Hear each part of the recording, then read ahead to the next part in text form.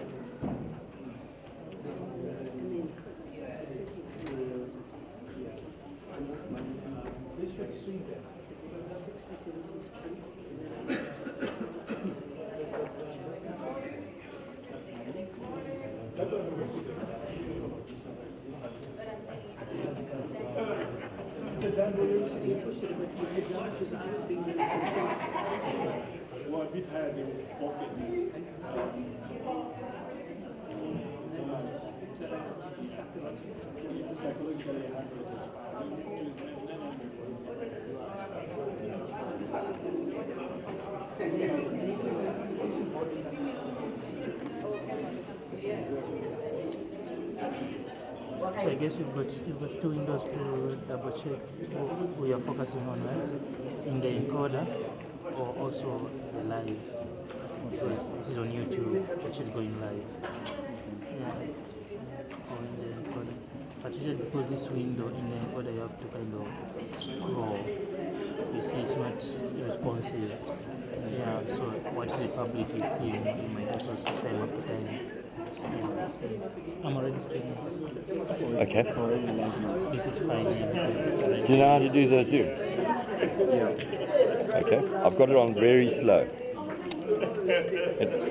The main thing is you actually got to look at it, really, or there, or whatever. You know.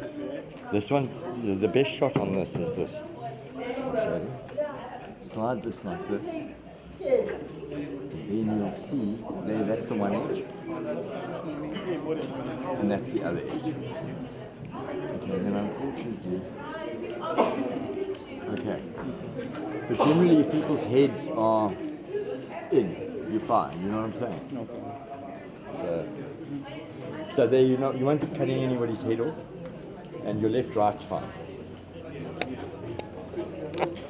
So zoom on him would be kind of.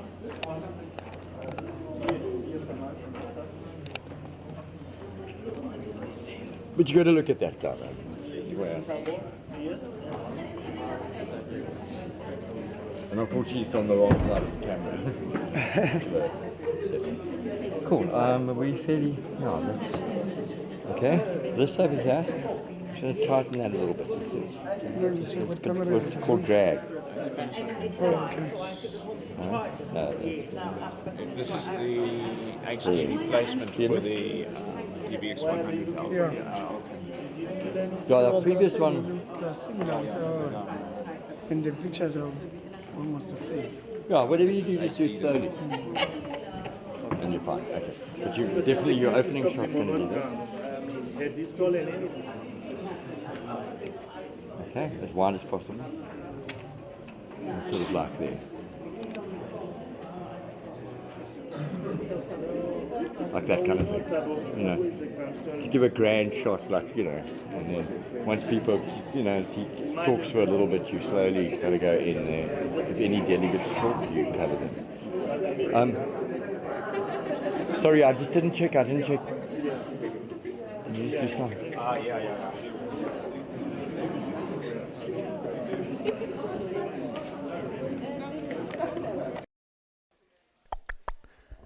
Calling Andre. Happy. Great.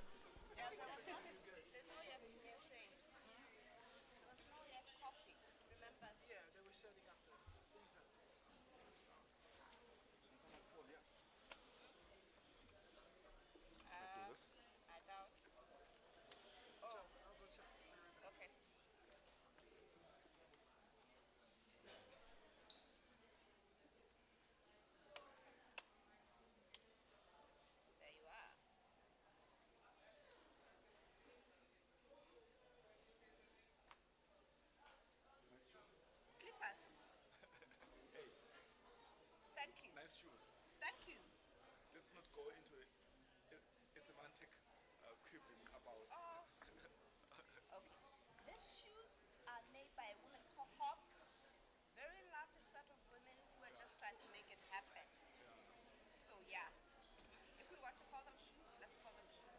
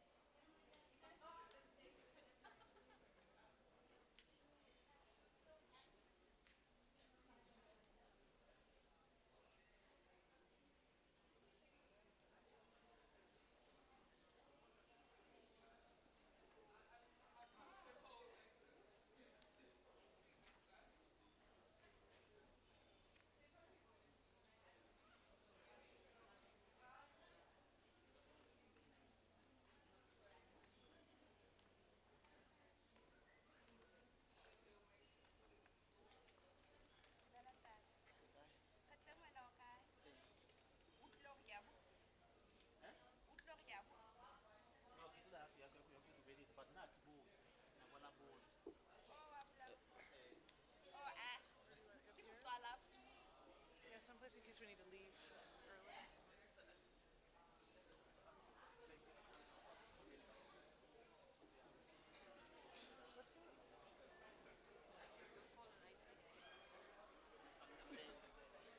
Also, morning. Morning. No, not yet. Sorry.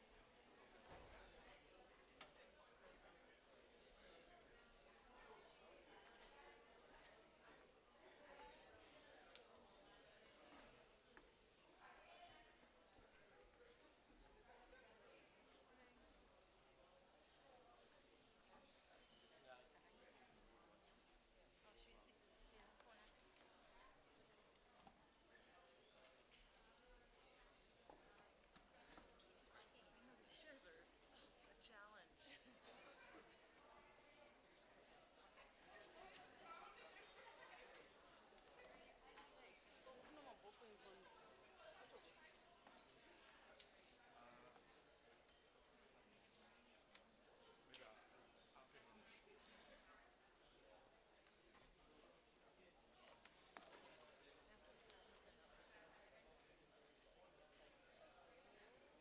what I don't like about it is like you can listen to it, but then because people know that there's a certain limit to people saying things, it becomes problematic. No, I don't want to say, and then I'm like, I don't know the issues well enough to be like, I object. It's taking forever for people to prepare the coffee. Please. What coffee?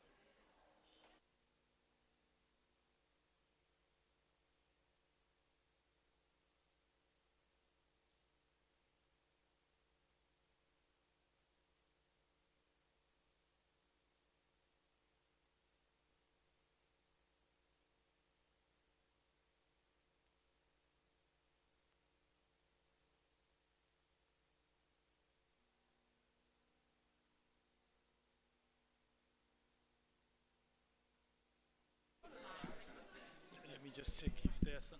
Do we have anybody out in the foyer and all that?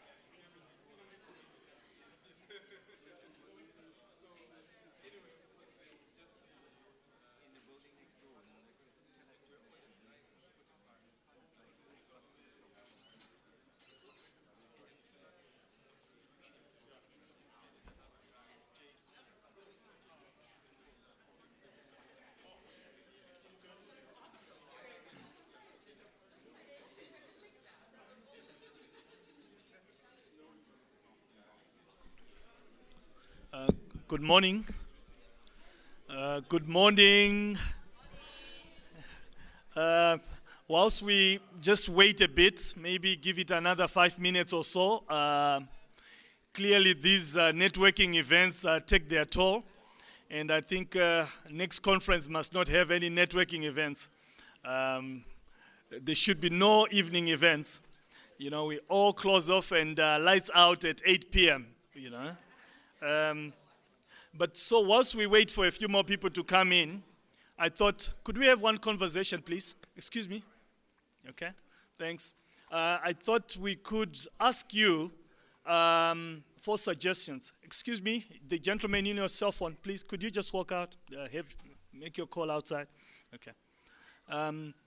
Could I just ask if you have any ideas on a possible theme or topic for our 20th anniversary? Anything that you have in mind? Comrade Guy Beggar, Comrade Takura Jangaja. Go on. I know I've caught you off guard, but please, what should we focus on? It doesn't need to be something that is well formulated, but some ideas. Where? Please just move to the mics, you know. You could just go to the mic. Oh, how can the youth start? Oh, I'm still tired from yesterday. Can the media help the youth start a revolution that lasts? Can the media help the youth start a revolution that can last? That's my theme. Some rebels here. Just because we are no longer in that bracket. Okay, let's leave it at that. Okay, that's one suggestion. I'm not so sure how we're going to frame it, but it's coming. Guy, you definitely have ideas.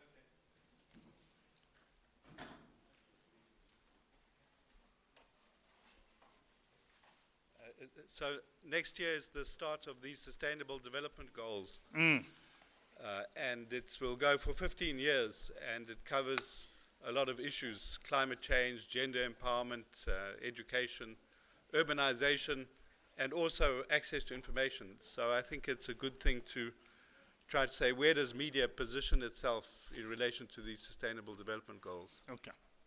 Thanks so much for that, Guy. Mitch, you always have ideas? You do. I'm putting you on the spot. I was waiting for that. Yeah, thank you. I don't know, Chris. But you're giving a keynote next year, so what are you going to do? You keep threatening. I think I like the youth idea. I think that's quite an interesting thing because what I find, especially around Africa, is that the media is so preoccupied with very, very big issues, and the biggest issue in Africa is youth unemployment. I mean, it's a continent with the majority of the population are the youth. So I don't know about revolutions, but I do think how can the media help its youth take tomorrow, essentially? Okay. Media, youth, and tomorrow. Okay.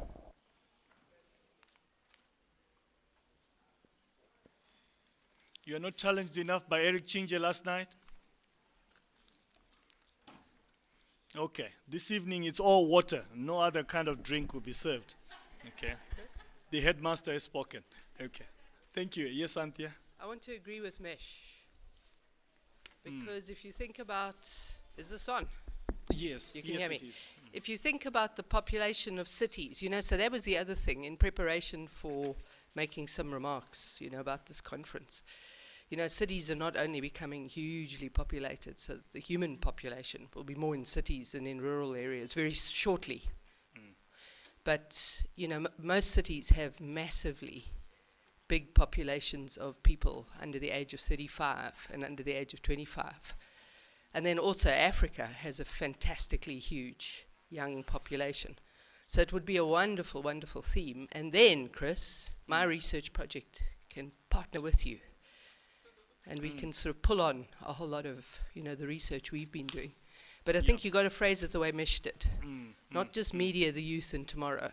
Okay. How does media help the youth take tomorrow? The way Yeah. Mish said it. Could you go into that research? So just our Absolutely. colleagues here. So that's yeah. the Ju- research. Just okay. yeah, speak a little bit Just about tell it. them a little because bit then about it. Yeah, gives us okay. some nuance.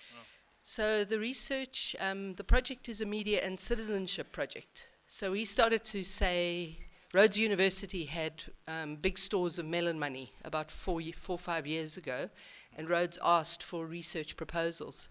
And some of us in the School of Journalism and Media Studies said to Rhodes that actually, if you go looking through the media literature about, what media does in the world, it's taken for granted that media are these fantastic democratic instruments because they just provide information. But last night, as we heard the two speakers challenge the media present, the journalists present, about the fact that actually the kind of information very, very many media outlets are punting out there, is not necessarily the stuff people need to help them live their lives better. People want agriculture information, they want education information, and the media doesn't give it to them because the media is fixated on politics. So we then decided to put together a research project that would look into what actually should the media do in order to enable people to be citizens and take up their citizenship. And we started our research in the Eastern Cape, and then we started to get extremely fixated on young South Africans because they are hugely affected by the education system not being adequate and unemployment being horribly high. So our project has kind of like taken a turn, into how young South Africans actually can enact their citizenship in circumstances that are extremely dire, and we've done quite a lot of research in this province that shows that the media in this province doesn't even think about young people. They don't think about them as the future. So it's a bit depressing, but I mean we could certainly, bolster that theme with some further research. Okay. And do it across the continent. Okay. So certainly some good ideas there that we will explore. We'll defer then to the Highway Africa Steering Committee to take further these ideas, formulate them into a draft concept. We'll circulate that, and hopefully a couple of you will be able to input into that draft. So if I may just move into our proceedings, first with a few announcements. We're doing an evaluation of this conference, so you find a number of our students will give you questionnaires. I know nobody wants to fill in a questionnaire. It is something that gives you nightmares of immigration officers and all that. But please, these instruments do help us quite a lot. These are tools that we use to know whether certain things are working and others are not working, and how we can rectify or even improve our future conferences. So please do assist us on that. We have an exhibition that we're launching this afternoon at 4:30. It's not in the program, as scheduled in the program, but that's the Frontline States photographic exhibition. We're going to have that in the Albany Museum at 4:30. We will be, at that time, we'll be at the Africa Media Metrics building for workshops. Some might be down here because there'll be movies being screened here from 2:30 to 4:30. And next door, there'll be another workshop that will be taking place. So those people that are here and will just be ushered towards Albany Museum at 4:30. And those that will be at the Africa Media Metrics building, you'll be shuttled. You'll be jump on a shuttle and be ferried to Albany Museum for us to do the launch of this photographic exhibition. Then there's a little bit of a challenge with our facilities here. There's a burst water pipe, so our washrooms do not have running water at the moment. They are having to really ferry some, carry water into those spaces. We hope they rectify the problem soon. Then lastly, a cell phone was picked up. So if you have misplaced your mobile phone, please just approach me and, we can obviously go through some security checks and, give back that to you. So we'd like to go into our formal program. So if I may just do a quick overview. We'll kick off with our keynote address. Then we have a presentation from Edin Dopu. Then after that, we have a panel discussion. So this is all happening right in here in Eden Grove Red. Then we break for tea. We 20 minutes behind, so we're running late by 20 minutes, so we'll just factor that in. Then after our tea, we break into 2 sessions. The first session, which will take place here, is on the domain name system, Africa's Potential. We're in association with ICANN. Then the parallel session to that, which will be in Eden Grove Blue next door, is the draft online policy by South Africa's Film and Publications Board. That will take place, as I said, in Eden Grove Blue. Then around 1:20, 13:20, we break for lunch, again, as I said, Nelson Mandela. Then in the afternoon, we've got a number of workshops. The first workshop that you see there is not really for you. It's a competition, and the finalists are already in session. For it, it's in association with Hivos and Ushahidi. It's the Making All Voices Count competition. So you would have to then choose from the second one there, digital tools for the newsroom, media, human rights, and communicable diseases, mediating the territory, technology, and relationship with community. And then the masterclass. That masterclass, you need story, but story is not enough. It will take place down here. It will not be up at the Africa Media Matrix. It will be in Eden Grove Blue. Then the science journalism for community media is not open. There are participants to it already that are funded by the National Research Foundation. So that, again, is closed, just like the first one I mentioned, the Making All Voices Count. Then there's the film screening I spoke about that will take place in this very venue at 2:30. Then in the evening at Nelson Mandela, again, we reconvene. That's our farewell reception. I'd like to thank Mish Atagana from Google, for kindly, supporting that. But let's not look forward to that as yet. Let's do the hard work here, as it were. And I know it's important for a lot of other people, but Pierre has to speak here, and let's engage, as it were. So if I may ask now Eric Chinje, whom you know now quite well. I don't need to introduce him. Pierre will introduce our keynote speaker. Thank you.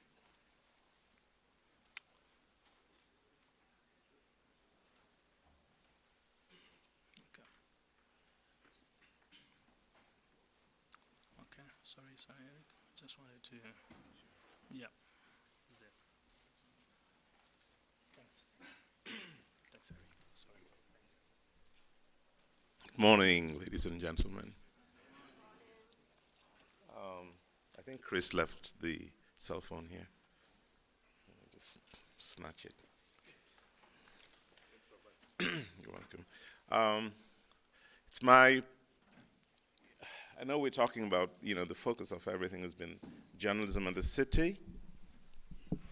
But what's really going to determine the nature of things on this continent over probably the next 50 years, century maybe, and beyond, still lies very much within the technology domain, and I think we should be probably paying more attention to the deeper implications of technology and its impact on the affairs of the continent.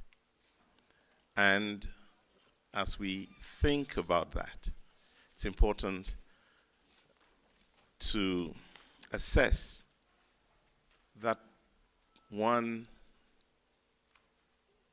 mechanism or system that somehow regulates all of that. There may be many of you who've heard or not heard of ICANN. Does anybody know what ICANN stands for? ICANN.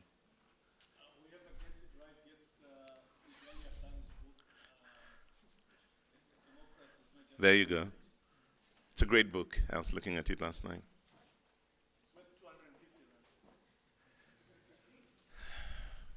All right, count down to 3, and if nobody takes it, I'll say it, and then I'll get that book. 3. I can. 2 people are excluded from saying this. All right, what is it? Yes, sir.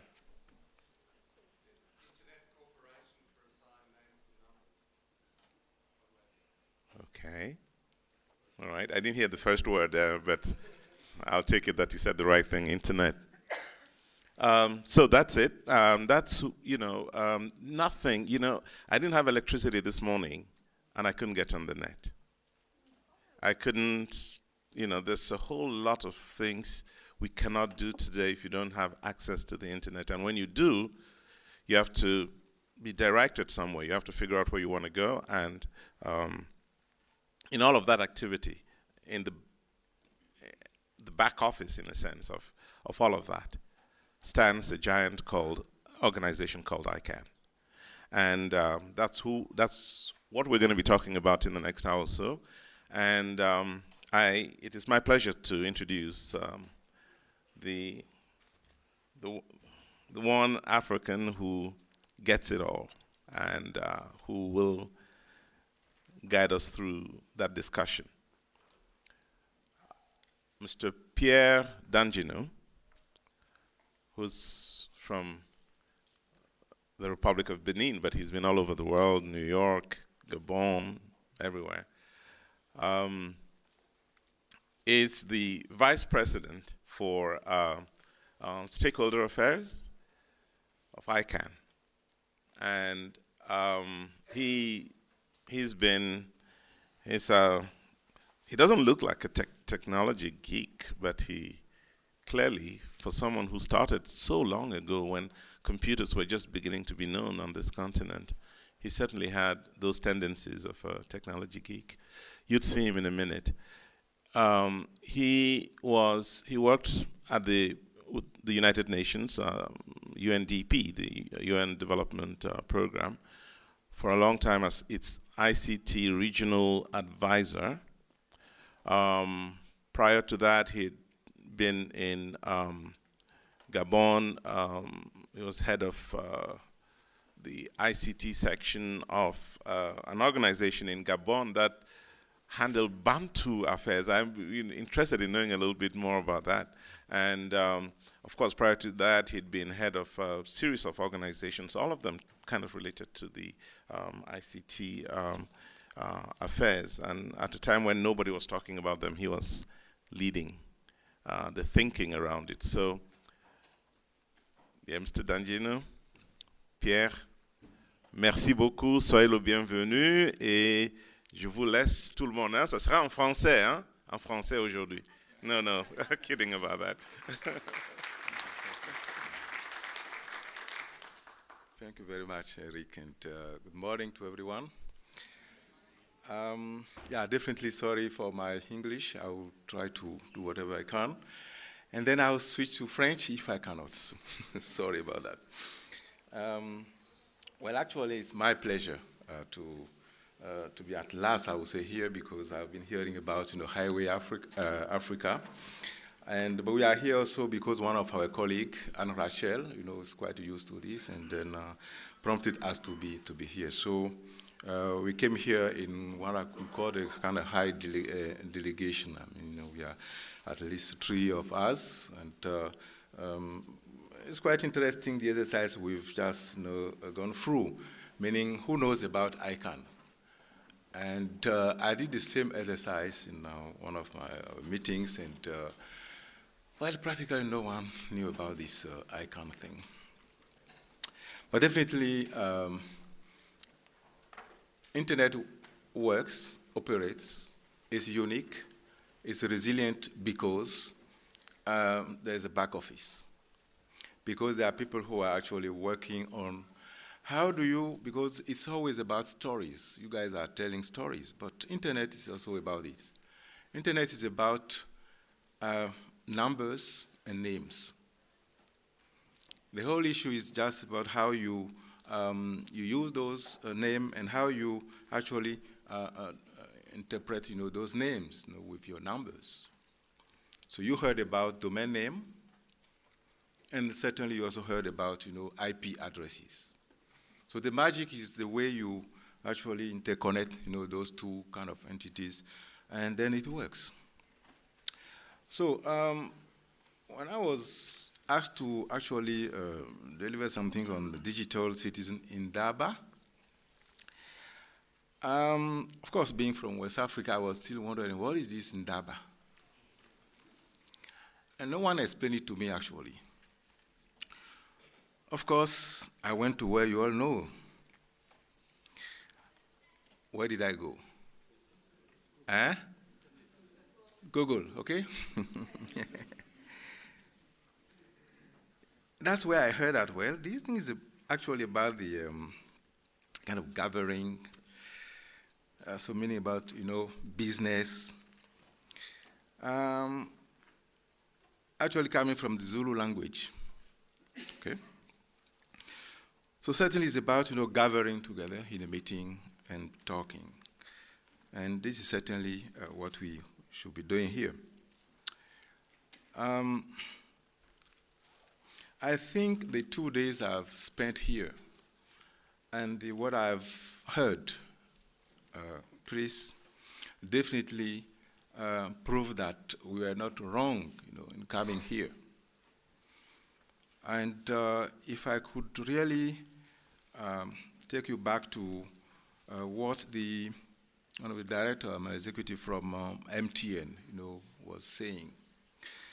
And what so many of us said, be it your two kind of founding members, even and Eric, the powerful message that Eric, sent to all of us. I think definitely Highway Africa is a place to be. And as I can, we certainly make sure that we do contribute, in the coming, years, because it's all about, spreading the word. And spreading the word the way probably it's been seen from Africa. I work in an environment which is much more global environment, sitting there in California, where sometimes we do believe that internet and its capacity are equally shared. No way. I might be having my 5 megabyte, in Los Angeles, but I'm certain that when I come to one of the African capitals, I'm getting practically nothing. By the way, when I'm in Africa and we do have our weekly calls, I'm always the one that is being asked to actually mute my line. And you know why I have to mute my line? Because the infrastructures for Africa are not at that level that really permit a fluent communication. Which definitely means one thing, that we still need to work on a few things if we are really to reap whatever benefits are there. Digital citizen in Daba. I think the topic fascinates in many ways. It is an interesting combination of two nouns, digital and citizen. Though digital is also an adjective. But then what makes a citizen digital? I think, could there be any other type of citizen? I hear some of digital natives, a term coined by US author Mark Prensky in 2001. But I hope none of you is a digital immigrant. While the term digital elicits different meanings to different set of people depending on your background, I think there is one thing that is unique and common across the board when we talk about digital. You know it. as the internet. But then, why is the internet key today? And let me highlight a few statistics, definitely pertaining to maybe globally also African. We now know about it. Internet is pervasive, and I was with my colleague. We were trying to connect, and then we couldn't connect, and then it became an issue for us. You cannot connect and get your mail. For us, it's now becoming impossible, life. But global penetration grew from less than 1% in the 90s to almost 39% today. Simply put, from something like 20 million users of the internet, we now over 2.8 billion users, and we are yet working on the next 4 billion. And we know that the next 4 billion will be getting to it, because I hope you all know that even our computer, the way we know them, is going to disappear.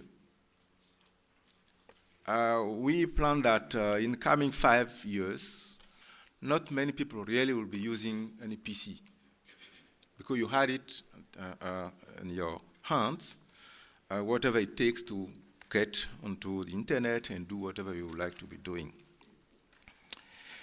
Mobile phone penetration is something also phenomenal, and some people say, well, at least this is where Africa is doing fine. Meaning of the billion, in terms of population in Africa, today we are counting something like 0.8 billion mobile users. I don't know whether it's really about mobile users, because we also know that people in a few places tend to have 2 or 3 different, mobile subscriptions, actually. From the country I come from, you better be on distant, mobile operators, network. So you end up having 3 or 4, phone, because you really want to be able to connect. Just because this interpenetration of the networks is not really happening. But of course, if I would just stop here and say, well, if we are using that mobile telephony from Africa, if we are really adopting this thing with such a great speed in Africa, how much are we contributing to actually producing this? We all know about the SIM cards, right? Are we really producing those SIM cards from Africa? We are proud that we are really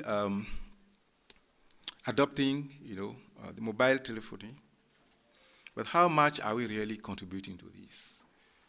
In other words, what I want to say here is that we are good users, but are we really producing anything? My point is that internet, apart from the Facebook, the Google, definitely is a business. It's an industry. So the question we have to put ourselves is, where is Africa when it comes to this industry of the internet? Look at the broadband capacity in Africa. 10 to 15 cables today, surround Africa, which means that the capacity certainly is there, surrounding Africa. We are in hundreds of terabytes, ready capacity to serve Africa. But at the same time, we know that this capacity is just lying there near the sea, and that we still need to densify our networks, in the hinterland, so that we are in a capacity to actually bring this internet, within the villages in Africa.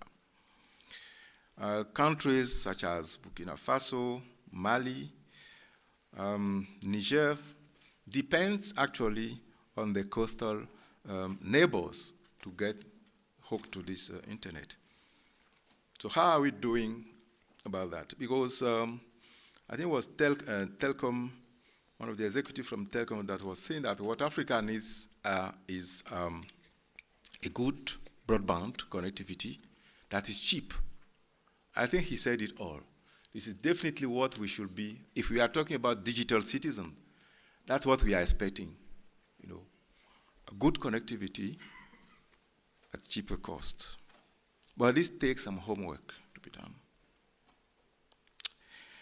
And another issue that sometimes we need to also think about, and since you as media, you have to tell African story, you hear it, that Africa is the new frontier. And it's all over, in the news that it's only in Africa that you'll be having kind of two-digit, growth. And this actually led Obama last month, when he stood in Kenya, he was saying that Africa is on the move. Now, the question is, but then do Africans really think that they are on the move? I haven't seen much literature from Africa saying that, yes, definitely, we believe that we are the next frontier. This thing is coming to Africa from foreign media, from foreign people that really understand what it takes to be there. A few years ago, we were at one of the meetings in Botswana, talking about technologies, and one American stood up and then showed a few figures about oil production in Nigeria, and figure and perspectives, from 1 year to 10 years, what you might expect as oil, consumption and also production from Nigeria. In that room, there was one minister from Nigeria. He was shocked. And he said he's shocked because he has no clue. He doesn't know about those figures, and wondering how come this American could have those figures. And the answer was quite simple. People are interested in Africa because Africa has got its potential. So they do what it takes to know more about what the potential is. By saying this, I'm also alluding to some homework we need to do, which is about the statistics in Africa. How are we working on the statistics so that these statistics really describe the reality, from Africa? I think it's something we need to work on. The internet, of course, is today a cornerstone of a number of sectors in Africa, from consumer, business, education, security, healthcare, governance. While these sectors differ in their reliance on internet, the importance cannot be overstated. In fact, we only need to switch off the Wi-Fi in this room to test the fact.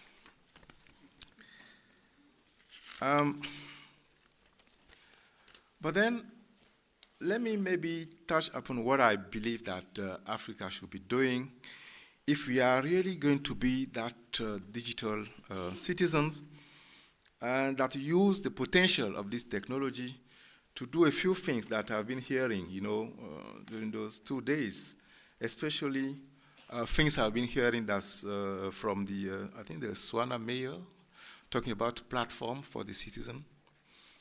And then we've been talking about the SDGs that are going to replace, the MDGs. Our colleague from UNESCO was alluding to that. It's quite important that we understand this tool is here to actually contribute to our prosperity if we are able to do exactly a few things. I can commission a report 2 years ago, and the report was conducted by the Boston Consulting Group, which came up with a few ideas that I would like to share here. They came up with the notion of e-frictions. E-frictions. Definitely, there are about 4 frictions that you cannot really or that you should reconcile with if you are ever to profit by the digital economy. Those frictions are, in their importance, the infrastructure. And then information, industry,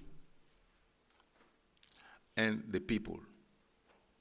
So these are the four ingredients for any good uptake of the technology in society.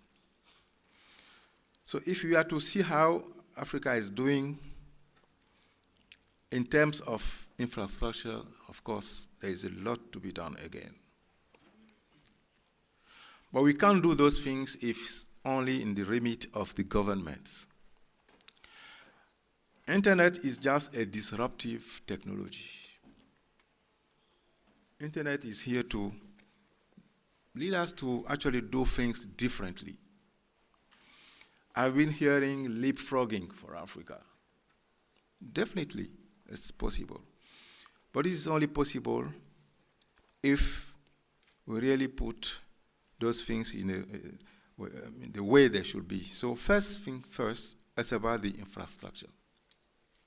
Of course, things are happening in Africa, and I'm coming from one of those big meetings in Gabon, which is New York Forum for Africa. More than kind of 2,000 people gathering and talking about different aspects. And the theme for this year is transforming the energies in Africa. And the energies they were talking about is just one energy, it's the human being. How do you transform Africans? It all boils down to transforming the mentality. One of the transformations I spoke about was that Africa should just be a producer also of the internet industry, not just a consumer. And there are ways to do those things. We are seeing those things, with one or two examples from Africa, where now people has become assembling some of the phones so that it's cheaper for Africa. Of course, the issue is still about China. But maybe the good news is also that China is having its own issues, so that the African manpower is also going to be at a level where you can still produce some of those, devices from Africa. Definitely, a continent of 1 billion people cannot just be relying on others' production into the continent. This is not normal. And I believe, yet again, when you're talking about human capacities, we do have those capacities. When I go through Silicon Valley, I also meet Africans there. Some of them are doing, marvels there. All over Africa, we are having our digital competitions, And we are always surprised to see how this younger generation is embracing, these technologies. And most of the time, we just offer them $10,000, maybe $20,000. And then what we do, what happens next to those young guys, geek, but who would also like to be entrepreneurs? What do we do with them exactly? And by the way, most of those competitions are being paid for by whom? Google? MTN? Here and there, some local initiatives. I think we should do those things more and more. And apart from just giving out those awards, let's see exactly what type of mechanism, new financing mechanism we put together to nurture, these energies. Meaning, some of them are going to create big jobs. But we have to really know how to go by. Because if you don't do that, once you finish your awards giving ceremony, some of those guys are being approached by Silicon Valley to offer them, whatever potential job outside there, which is fine for them. But that normally should benefit the whole continent. So we need to get prepared to see how we really harness what is there, the potential in the youth, to embrace these technologies. So I spoke about the infrastructure that we need to put in place. Talking about infrastructure, I would like to also briefly present one idea of, is it metaphor, I don't know, that Fadi Shirade, the CEO and president of ICANN has, when he has to explain the whole internet ecosystem. He says that we should just consider the whole thing as a table. And then you consider what is under your table. It's supposed to be your infrastructure. Whatever cables you're putting there, whatever VPN you are doing to secure your information, all of that is under the table. And then you have the platform of your table. That's where we are putting what we call the norms, the protocols that we use, the software packages. They are the platform. And then above your platform, that's where you put your applications and your services. So whatever you want to do in Africa, basically, we need to consider those sort of three layers. How are we doing in terms of infrastructure? How are we doing to make sure that all citizens benefit from a robust internet at an affordable price? This is one question. Protocols and norms are important. We are all, in most countries, engaging in what you call e-governance, but they're also engaging in what I just call e-administration, meaning they just want to automatize some of the public services. Some of them are doing well, doing fine. And I will say there is no point for Africans to be waiting for a whole month to get the ID or even to get visa. Visa can be obtained in 48 hours if you do what it takes to do. And it's happening in a few places. You go to Rwanda, you'll see it. It's there. You go to Cape Verde, where they put to place very interesting financial information system, which help them collect, taxes or whatever. And I think something like 97% they are collecting today. So these things really happen. And in an Africa, which is, most of the business we are doing, 50 to 60% of them are in what we call the informal dimension, meaning sometimes these are figures that really escape analysis from the World Bank and whoever is up there. Africa is growing, but it's growing in kind of, informalities. Well, the place I come from, as about 80% is informal economy. It's employing 90% of the population. But these are not things that you see, in the reports. We need to reconcile those things, and using technology can help us do it. I spoke about the infrastructure. Of course, there is information we do access.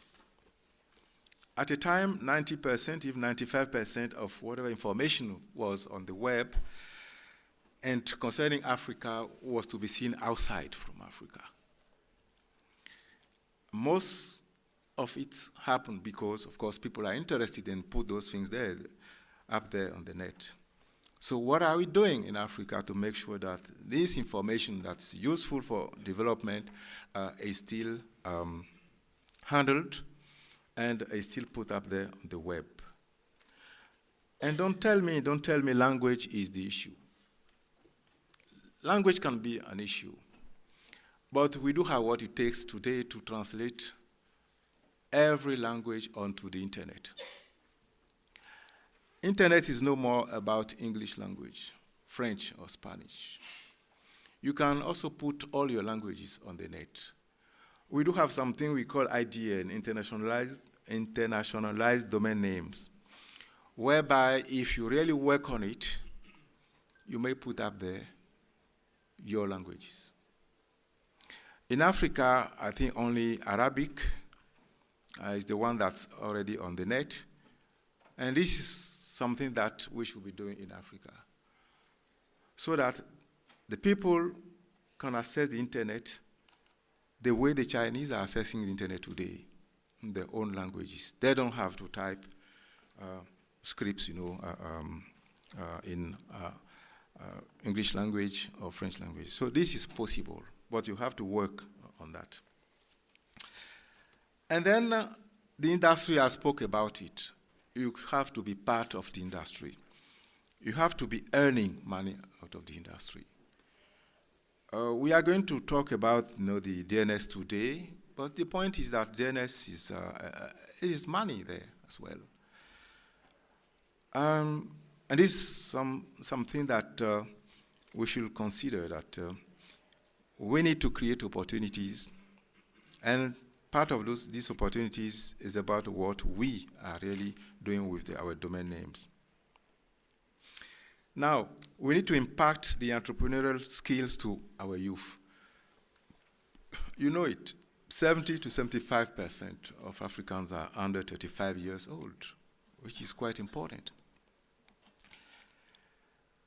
We then need to create a situation whereby they get into the entrepreneurship. They don't just wait for the government to provide whatever job is there. So not just using social media to fulfill whatever we are doing, but also being part of it, being innovative enough to this. So I think innovation is key to African uptake of the technology. I was happy yesterday to listen to the colleague from MTN exposing what they are doing in terms of the Internet of the Things, which is quite important. But we need to get prepared also for this Internet of the Things. Internet of the Things depends on IPv6. It's a protocol. And as I said, Internet relies on the protocol. IPv4, and then we are moving on to IPv6, which is kind of much more robust, protocol. But you know what? IPv4 is no longer available in the world, apart from in Africa. Meaning, Africa is only one place where you do have 80% of our pool of IPv4. Africa has not consumed its IP the way other regions, consume those. A question you might be putting to me is, but why go onto IPv6 if you still have this big pool of IPv4? The reason is quite simple. The whole world will be moving into IPv6. So you just have to keep your IPv4 for yourself. So we need to embrace IPv6. As of today, I think apart from South Africa and Egypt, not other African countries are really embracing, IPv6. It's key. It's fundamental to some of the good things that we saw yesterday. We've been shown by the MTN guy, and even from guy from the US that put up a few solutions, because it's about solutions. So yes, there are a few homework to be done. I believe we are using the internet, and you all know about some of the things coming from Africa. You know about the financial inclusion, for instance, with the M-Pesa, what it has done, at least in Kenya and other places. We know about the health inclusion.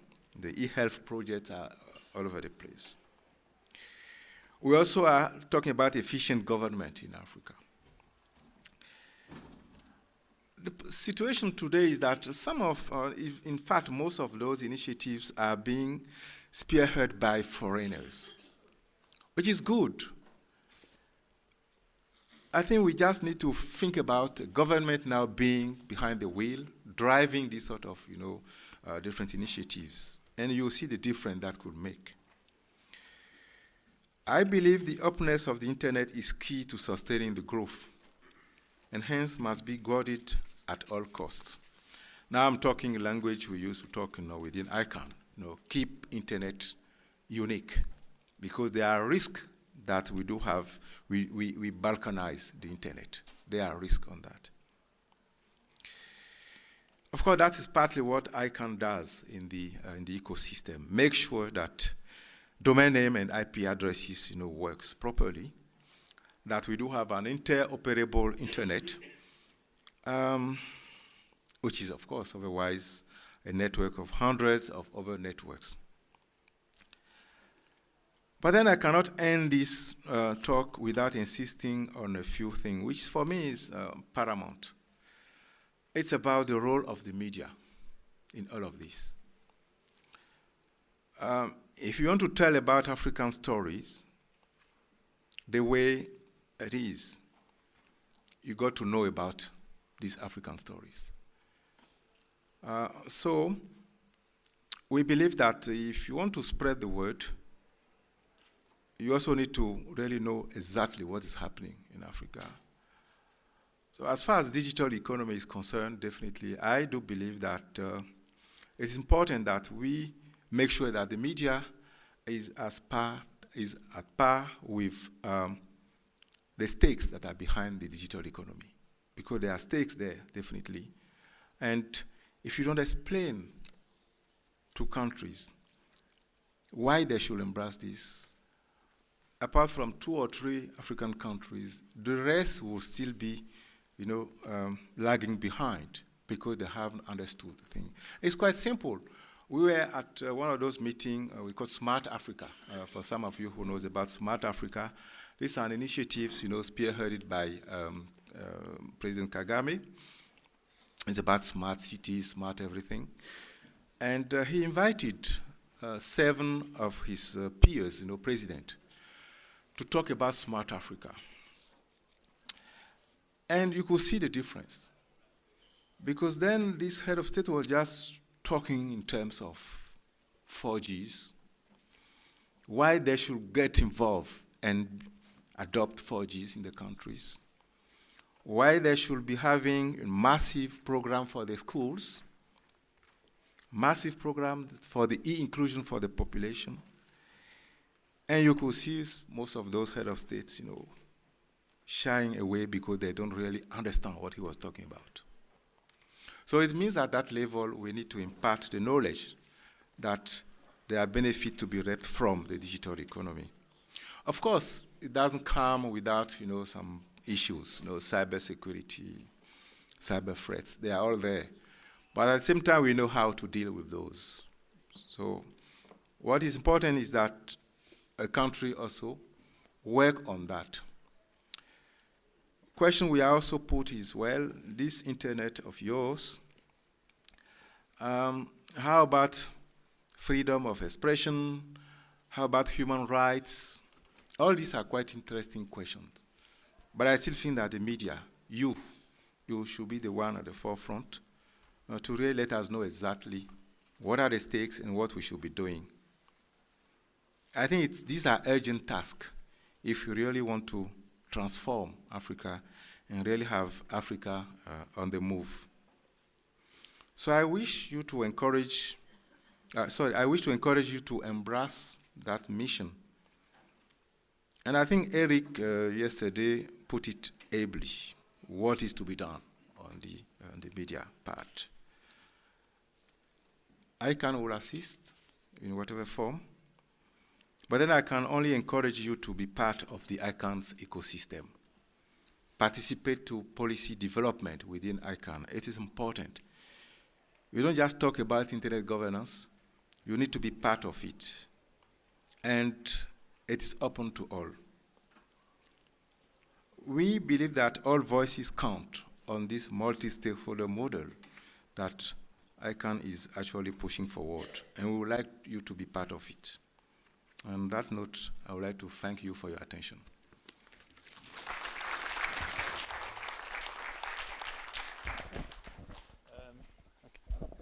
Thank you, Pierre. If you just wait a bit. Any burning questions? One or two questions from the audience? Pierre? Is this all Greek? Internet governance? Okay. Okay. Question right here. I still don't know what ICANN stands for exactly. I think it was mentioned earlier, but I don't feel like I got a confirmation what it actually fully stands for.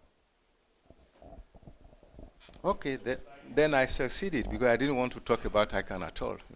No, it's okay. It's okay. But they said it's the Internet Corporation for Assigned Names and Numbers. And what I try to allude to is what ICANN does, which is ICANN coordinates. Those names and numbers, we call them critical resources for the Internet. Of course, ICANN also coordinates the root servers. All of those are important for Internet to really work. So that's what ICANN does. Okay. A round of applause.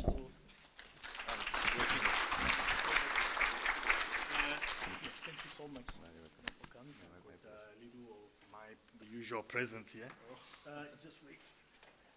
Okay. You're born in Africa. Thank you. Okay. Thank you so much. But Pierre, thank you so much as well for the affirmation of the partnership of ICANN and Highway Africa. We hope to deepen that. I think your presence as Vice President, Stakeholder Management Engagement will enable us, because now you're here, it's not easy to translate some of the things that we do here on paper, but you coming in, experiencing it, means that you'll be able to give us some ideas on how we can engage in 2016 and beyond. So thank you once again. We will now move on to our next presenter. Is Edward Ndopu. It always sounds strange when I call you Edward, because everybody calls you Eddie. And I'm looking for your resume here, Eddie. I got you, isn't it?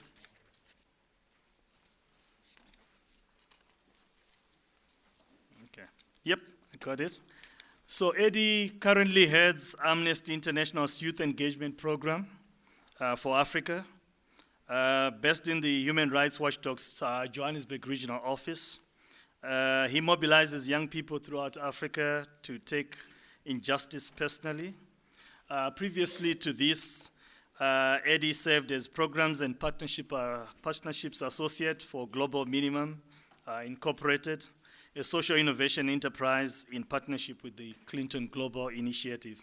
Eddie is passionate about how young people can take back Africa from the politicians and from other forces, as it were, that he feels have compromised our future, our current, our present, and our future.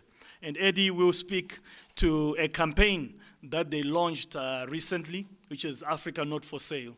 So Eddie will allow you now to speak. So let us welcome Eddie, please. Thank you.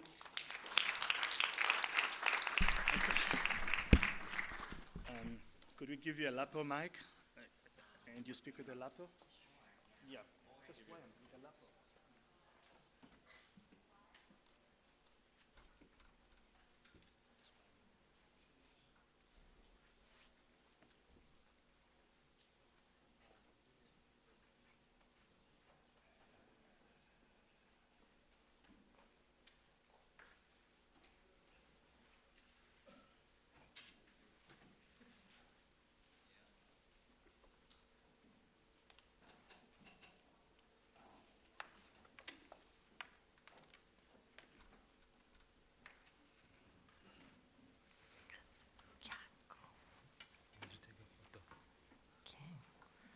All right. Good morning, everyone. Awesome. It's really amazing to be here, and I'd like to start off by thanking Chris and the entire Highway Africa family for the gracious invitation. And I'm part of an Amnesty delegation. So specifically, I'd like to acknowledge the presence of our Deputy Regional Director responsible for campaigns here in Southern Africa, my incredible boss, Ms. Munea. And I'd like to thank all of you for being here. I've met some really incredible people over the last day and a half. It truly is an extraordinary gathering. And I was particularly moved at the very beginning of today's proceedings when we spoke about the involvement of young people as agents of positive change, young people as active stakeholders in shaping the discourse. And so I think that it is incumbent on all of us to think about the ways in which young people, as the largest demographic in the continent, can play a meaningful role in the various discourses that we are unpacking. So I'm 24 years old. I am the Regional Activism and Youth Coordinator for Africa with Amnesty International. And as Chris mentioned, my role is to inspire young people throughout Africa to take injustice personally. And one of the ways that we are doing this as a human rights organization is to critically engage the Africa Rising narrative. So have we all heard about the Africa Rising narrative? Yes. So we know that approximately seven of the 10 fastest growing economies in the world are in sub-Saharan Africa. We've heard the discourse, we've heard this narrative. Africa is on the move, and Africa is the new destination for business. Now, this is all very well and good, but when we look at what's happening on the ground, there seems to be a disjuncture, a gap between the Africa Rising narrative and the socioeconomic realities on the ground. As was mentioned earlier, youth unemployment is essentially a ticking time bomb. And this is a trend across all of our countries in the continent. We also see that still today, about 70% of young people live on less than $2 a day. So how can this be? How can, on the one hand, we speak about Africa being on the move, and on the other hand, we see that young people are disenfranchised on an epic scale? By the year 2050, half of the world's youth will be in sub-Saharan Africa. Yet, when we look at the composition of our parliaments, we find that young people are still sidelined in decision-making processes. We don't see enough young people that are in leadership positions actively shaping the discourse. So this is a human rights issue for many reasons. Africa is growing, but yet we see that money doesn't stay in the continent. We've heard about illicit financial flows. Billions of dollars leave the continent every year, but that money does not come back. And this is money that can be used to support social and economic rights, the right to education, the right to health care, building infrastructure. So we need to be a little bit more critical when we talk about the Africa Rising narrative and recognize that Africa cannot possibly rise without Africans themselves rising as well. And this means that young people need to be front and center of the discourse. So that is what Africa Not for Sale is. Africa Not for Sale is an ambitious campaign spearheaded by Amnesty International in partnership with young people across Africa to ensure that young people's right to development is secured within the context of Africa Rising, to ensure that the money that leaves the continent is redeployed in service of human rights and redeployed in service of the socioeconomic well-being of the continent and the continent's future. We know that young people are the future of the continent, but I'll also add that young people are today's leaders as well. I am so inspired by the young people that I get to meet every day who are at the forefront of social movements in their communities in different parts of the region. So this is about Africa rising, the recognition that we all need to rise, in order for the continent to prosper. And so, as storytellers, as journalists, as media pundits in the room, I am calling upon all of you to reframe the narrative of Africa Rising in such a way that young people's human rights are centered. There are two ways that you can support what we do. The first is to really join Amnesty International as members and really take action on behalf of people whose voices are silenced. We are in the business of amplifying people's voices, people who've experienced trauma, people who've experienced grave human rights abuses, and we need people to demonstrate solidarity with all of these people whose voices are silenced. So that's one way you can support the work that we do. The second is really to make yourselves available by helping us to reach out to young people, to tap into youth constituencies and get them to join the Africa Not for Sale campaign, and also to show solidarity with young human rights defenders who are trying to speak truth to power, who are really trying to tackle injustice head on. And within the context of Africa Rising, we see that young people are more precarious. Young people's livelihoods are affected, inequality has deepened, poverty has deepened, and unemployment has deepened. So I invite all of you to join me on the front lines of change and dignity for young people. Thank you.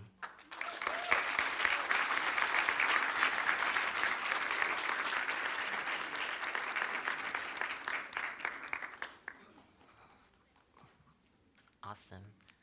So I'm happy to take questions. I'm not sure where Chris is, but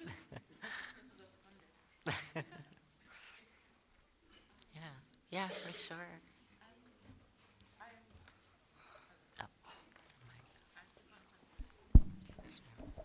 Thank you so much for that. Is this thing on? Yes. Thank you so much for that. I think it's incredibly important that we understand the ticking time bomb that is the youth problem. And it's not their fault that they have been put in a position like this.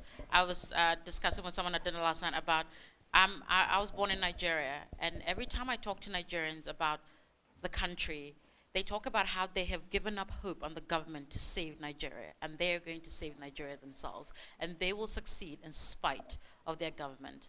And I think a lot of African youths are starting to wake up to that as well, that they need to survive and they need to succeed in spite of their government. And it's really important that Amnesty International is saying that Africa is not for sale, because Africa practically belongs to China right now.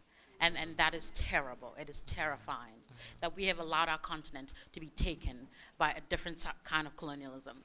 And people always talk about this PR problem that we have, and that's why we found ourselves in this situation. But it is a discourse problem that Africa has. And it is the youth that needs to rise up and change that discourse, like we tell our stories. So how do you think that individuals, if they don't have the means to join Amnesty International, the movement, how can individuals in their daily movements change this narrative? How can they, in their daily movements, be part of this change that we keep talking about? Thank you. That's a really great question.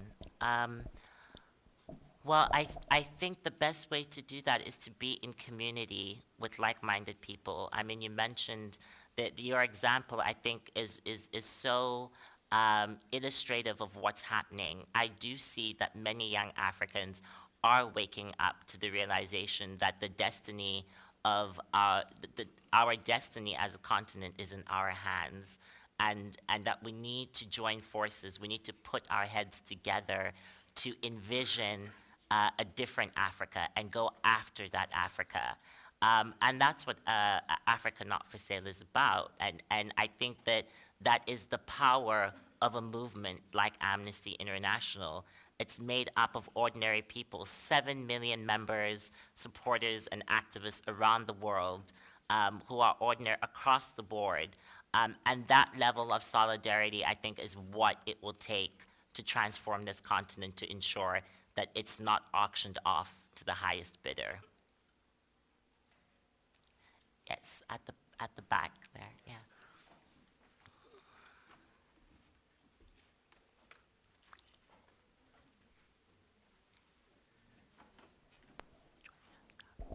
Oh, thank you for choosing me to speak. I appreciate it a lot.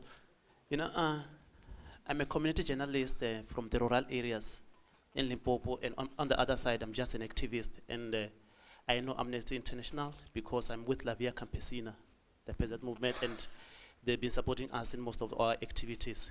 And I'm part of the youth in Africa region, Southern Africa and Eastern region. You know, I just want to, looking in South Africa, rural area, we're losing too much youth to urban areas. As manpower to the rural area because they want to get good things. So I want to know the educational system, what is the mindset of the youth that when they pass matric, they have to go to Joburg, they have to go to study in Cape Town, those places, so we don't have manpower of activists in rural areas. Actually, what do you think we can do? I'm recruiting every day, but I know once they pass matric, they have to leave the area.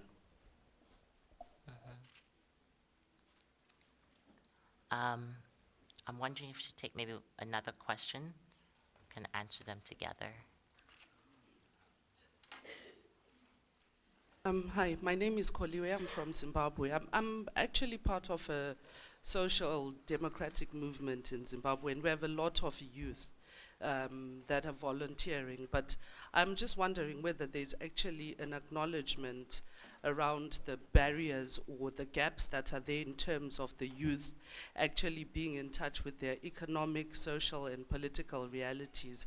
I mean, even when you look at on the continent, if you look at the youth's participation in political parties, like the women's leagues or women's movement or sections within political parties, they're really treated as juvenile and still are there to rubber stamp a position that's already been put forward by the seniors, male seniors within the political party. So what strategy do we have in place to ensure that there's that, you know, just the bridging of that gap in terms of understanding and relating to the issues? Because I feel that a lot of the lack of participation by the youth is that they're really not in touch with their everyday and implications, or just being able to visualize what it is that they want. So framing or positioning themselves for tomorrow is very difficult when they don't understand. So I'm interested in finding out from Amnesty is really what are the strategies around breaking the barriers for the youth? So I think I'll start with that question, and then it will segue into the one that was asked earlier. I think there are a range of strategies to ensure that young people are in touch with their social, political, and economic reality. And one way of doing that is through human rights education. I think is absolutely important, because I think we are operating from the assumption that people know their rights. And can then claim their rights, and that's not necessarily true. I think there is a dearth of knowledge and information on what human rights and fundamental freedoms are. It's sort of taken as for granted because they're inalienable, but I think young people need to be empowered and equipped with that information and that knowledge in order to take action and demand accountability from people in decision-making powers that are charged with the responsibility to fulfill and protect those rights. So I think from an Amnesty perspective, we aspire to promote human rights education as a strategy to ensure that young people and all people are in touch with the socioeconomic reality.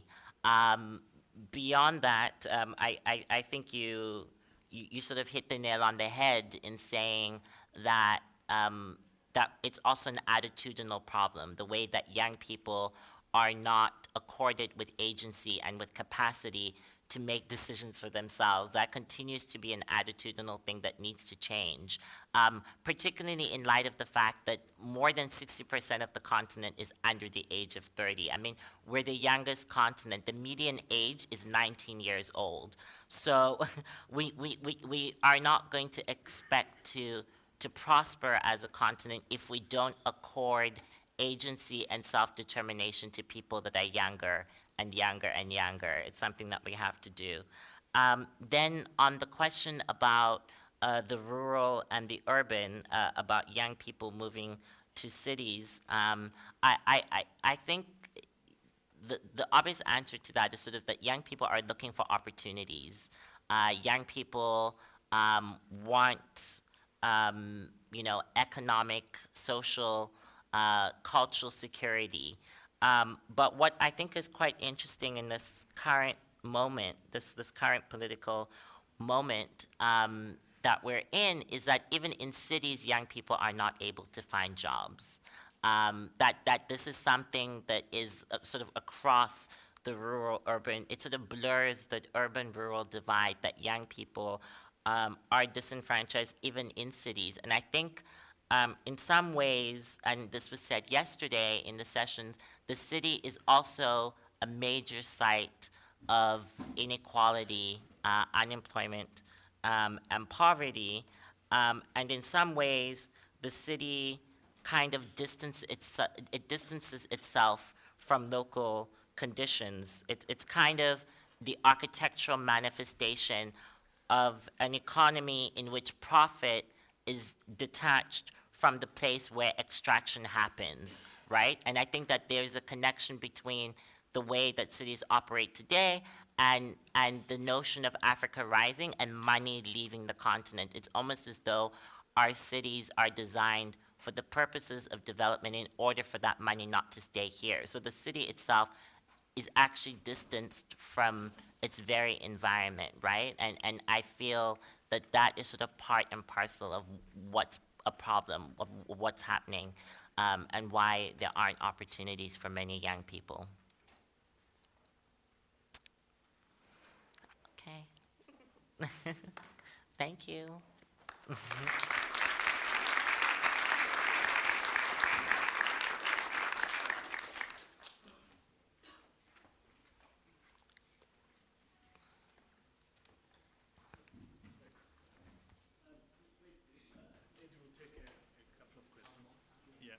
Okay. Some questions for Eddie? Yep. Okay. Pardon? Pardon? Oh, it was after questions. I've been taking a few questions. Oh, you. Oh. I'm happy to take more. It's that moment, okay? You can forgive me.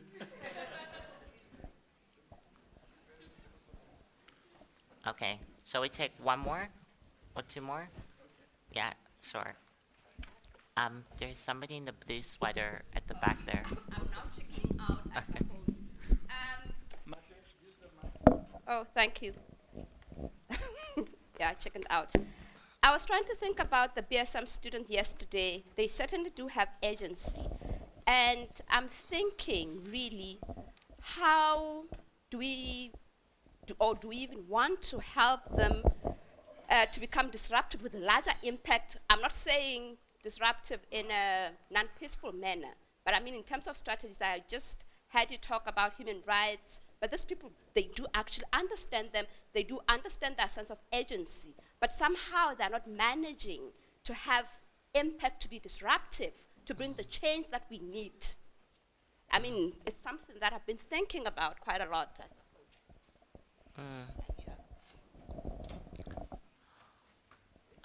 Yeah, well, I mean, I think that it's one thing to have agency, to be able to know the discourse, but it's a completely different thing when that discourse happens outside of your own terms. And I think that that's what young people are looking for. They want to be engaged in discourse, but the way that the discourse happens, it's often in a way that doesn't resonate with their lived experience. So I think that's why I think it's so important that for those of us who are storytellers, for those of us who are journalists, for those of us who are in the media space, we need to reframe the narrative according to the terms of young people, right? And I see this a lot when you have young people, you know, taking to the streets, sort of speaking truth to power, sort of demanding accountability. They're often characterized as troublemakers, characterized as rebellious, as sort of not knowing, and that does damage. That sort of invalidates and de-legitimizes sort of what they're calling for. And you see this everywhere, you know, Black Lives Matter, you know, various movements around the world. Young people are, the way to sort of silence a movement is to delegitimize the cause by framing those at the forefront of the cause as being inherently up to no good, right? And I think we need to push back against those kinds of narratives, because I think that does a disservice for actually hearing what young people have to say.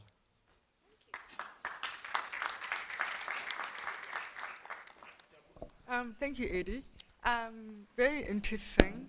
I'm just wondering, you travel the continent and you meet with young people and you mobilize them and you empower them with what they need to know. How do you go about it, and how do you follow up? How do you keep track of what is happening on the continent? I just want to get some background to your success. Like, do you organize meetings? Do you communicate via Skype? Do you have follow-ups? Like, how do you go about ensuring that a solution follows through? Thank you. Yeah, so we use various means, you know, following up, you know, as you said, Skype, having meetings, organizing meetings. Our first, I've been in the job for about 10 months now, so I'm still relatively new, but our first meeting was a roundtable discussion where we invited young activist leaders from across the continent for a 2-day roundtable dialogue on the state of Africa's youth in this age of Africa rising. And these young people, we met at the Johannesburg Stock Exchange, and that was quite deliberate because we wanted to be at the heart of capital and where the Africa rising narrative is. And we had 2 you know, glorious days of in-depth discussion, but they are part and parcel of the Africa Not For Sale network. But there are various initiatives in the pipeline where we mobilize young people, have meetings, you know, and basically reach out to young people. But that's sort of part of the strategy to ensure that we actually have a network of young people that are committed to these issues that we bring up. Yeah. Thank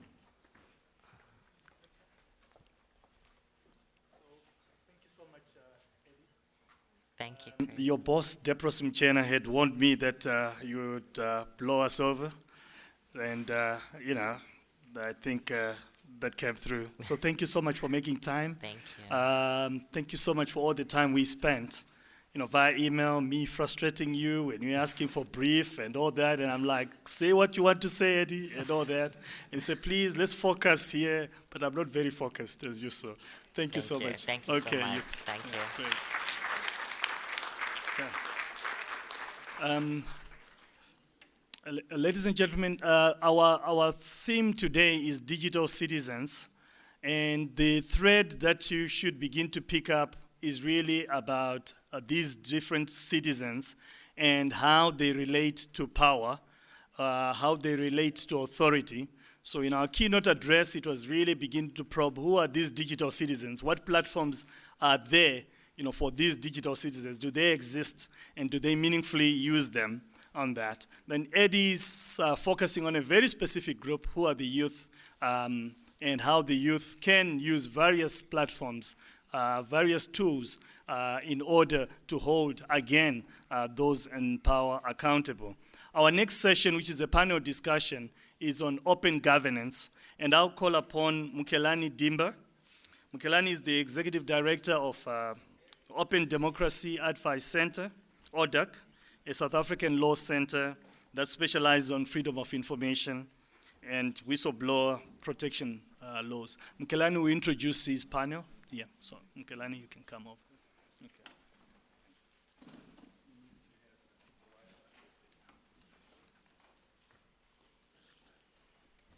Well, good morning, ladies and gentlemen. Thank you for coming through today and being part of these discussions. We've had a very great start to the morning, but one thing I've picked up since yesterday is that there has been a shocking lack of PowerPoint presentations in this conference. Shocking. But don't worry, my panel will address that problem. It's a panel that will look at the issue of open governance.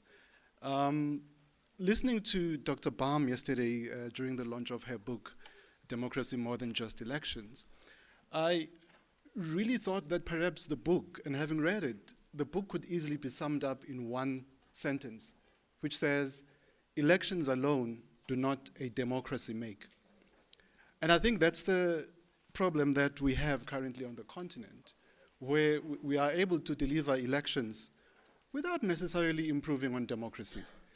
Sometimes you hardly ever see a connection between elections and the quality of democracy in that country. I suppose it's because we've made democracy an event, something that happens every 4 or 5 years, where we give a blank check to whoever wins the elections to govern as they please. And I think that's the biggest challenge that we're facing in a number of African countries. Hence this idea now which seeks to say that, wait a minute, we don't give away our agency when we cast our ballot. We do vote, but we still want to be involved in the process of decision making, particularly on those issues that directly affect us as citizens. So now there's been this movement emerging where people are basically demanding to be involved in the governance of their countries, where people are reclaiming a space that has been given away over the years. So we want to now have a look at what is actually happening in terms of this global movement. It's a very interesting movement that includes human rights organizations, governance policy organizations, but most importantly, the technology side of things. I was just recently part of a discussion, and in the room it was very, very interesting to have lawyers, human rights activists, and techies all talking about governance issues. And so today we have a panel that will look at various aspects of the issue of open governance. Most of the time it's an abstract idea. It's an idea that a lot of people cannot really link to their daily existence, their daily experiences. So hopefully this panel will be able to tell us in a very practical way why open governance is important and how do people actually get involved in open governance systems in their countries. One of the issues that you're going to be hearing a lot about during this panel discussion is the idea of the open government partnership. A lot of people will say, we've heard about this, we're not very sure what it is about. So just briefly about the OGP. The OGP is a new multi-stakeholder initiative that is intended to promote openness and accountability in the conduct of public affairs in OGP member states. The OGP was launched in 2011 when 8 world leaders met in New York to look into how they can help each other improve the state of governance in their countries.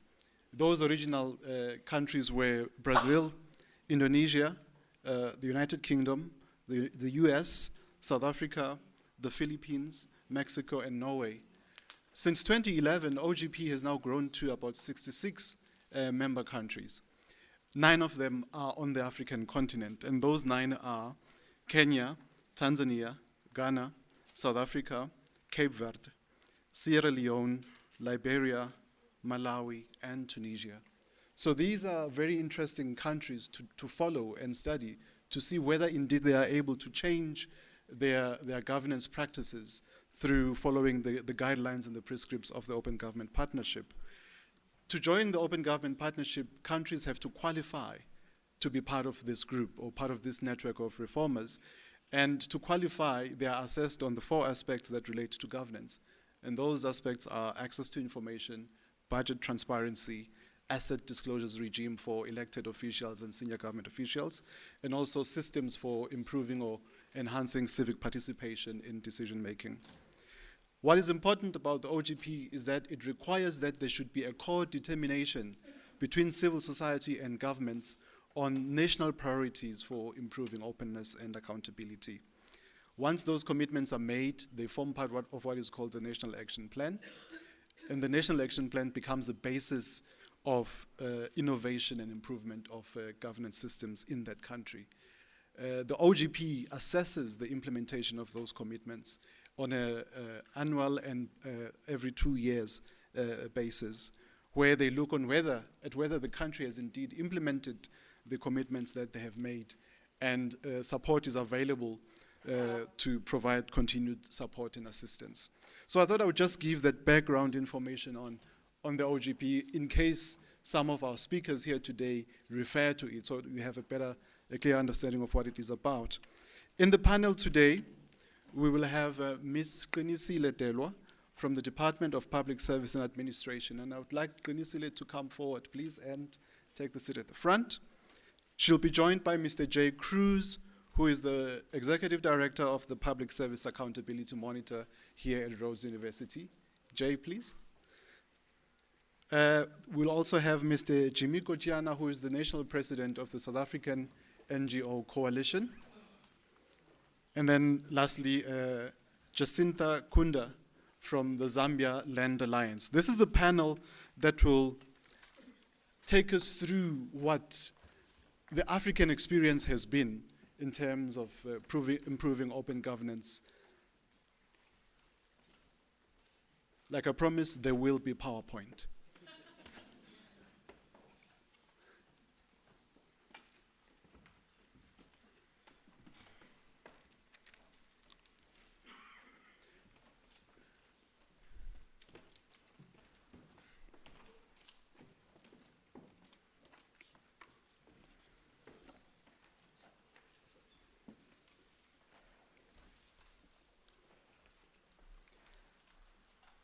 We will start with Qinisile, who will just briefly take us through how the South African government is implementing innovations in order to improve open governance in the country.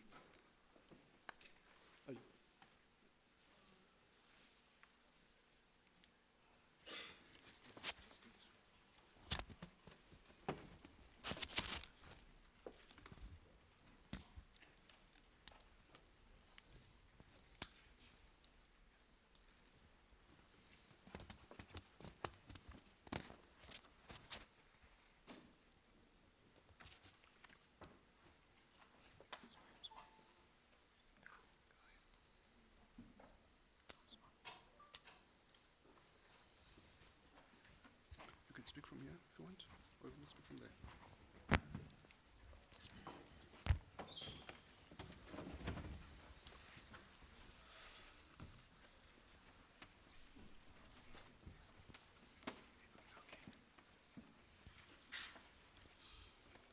Thank you very much, and good day to everybody. I want to first thank you for the opportunity of us having to come and speak to you about an idea, a concept of which we share a great deal about. We have a lot in common. I'm sure you are used to a typical government, civil society relationship. I'm not going to define that, but you will find that in the space of what we call the OGP, we have a very good working relationship between government and civil society.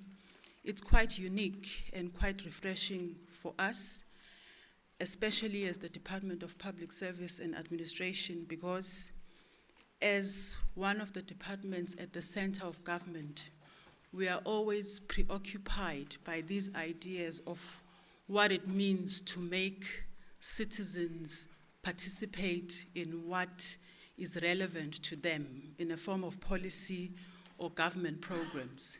So we scratch our heads a lot about these ideas, and sometimes we get it right, but most of the time we don't.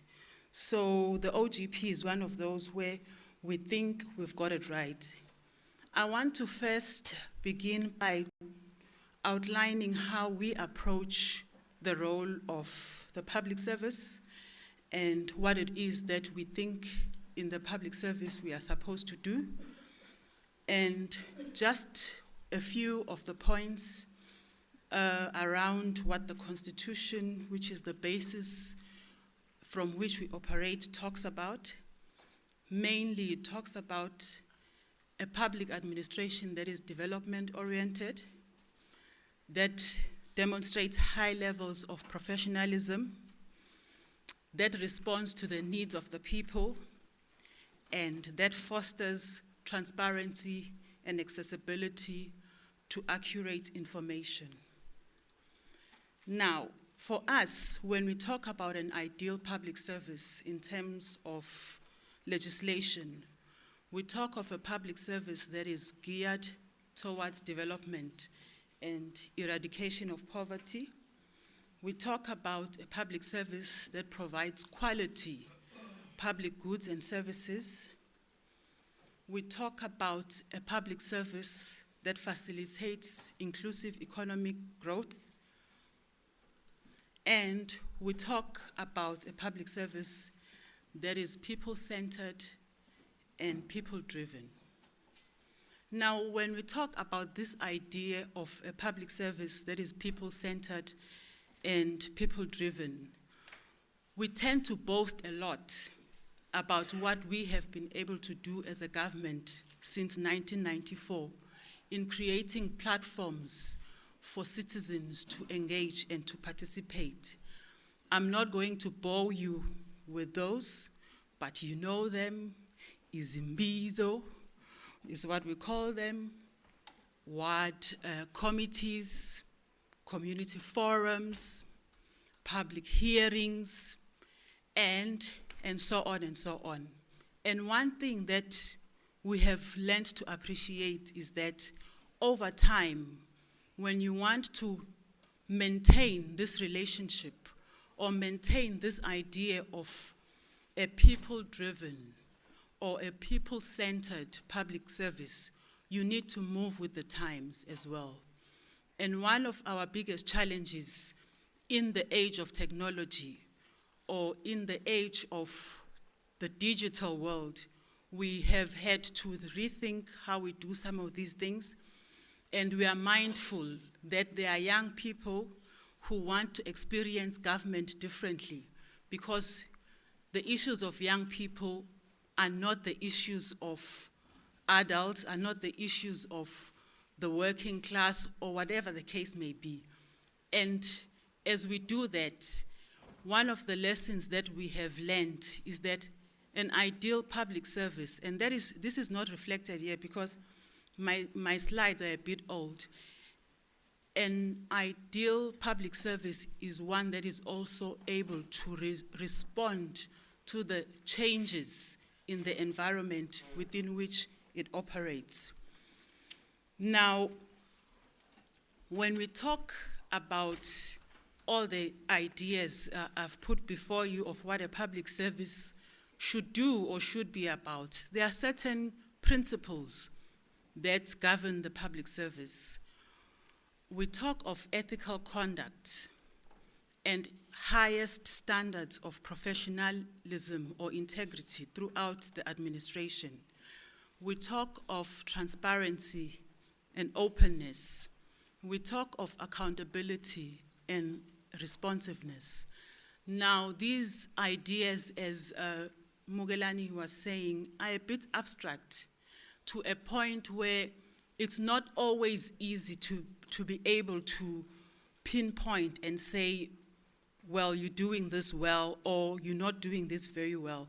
It's always something that we engage a lot about, and at a particular point, you find that there are certain things that a government does that according to those who look at government, whether it's citizens, interest groups, it could do better.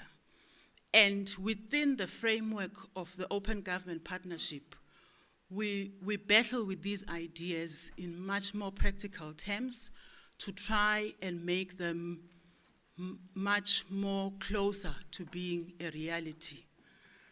Now, one of the things that we have been appreciating for quite a number of years within the public service as a concept that tries in one way to deal with this is the concept of community development workers. Community development workers are really what we call, and I know it's going to sound very cliche, but cadres of a special type.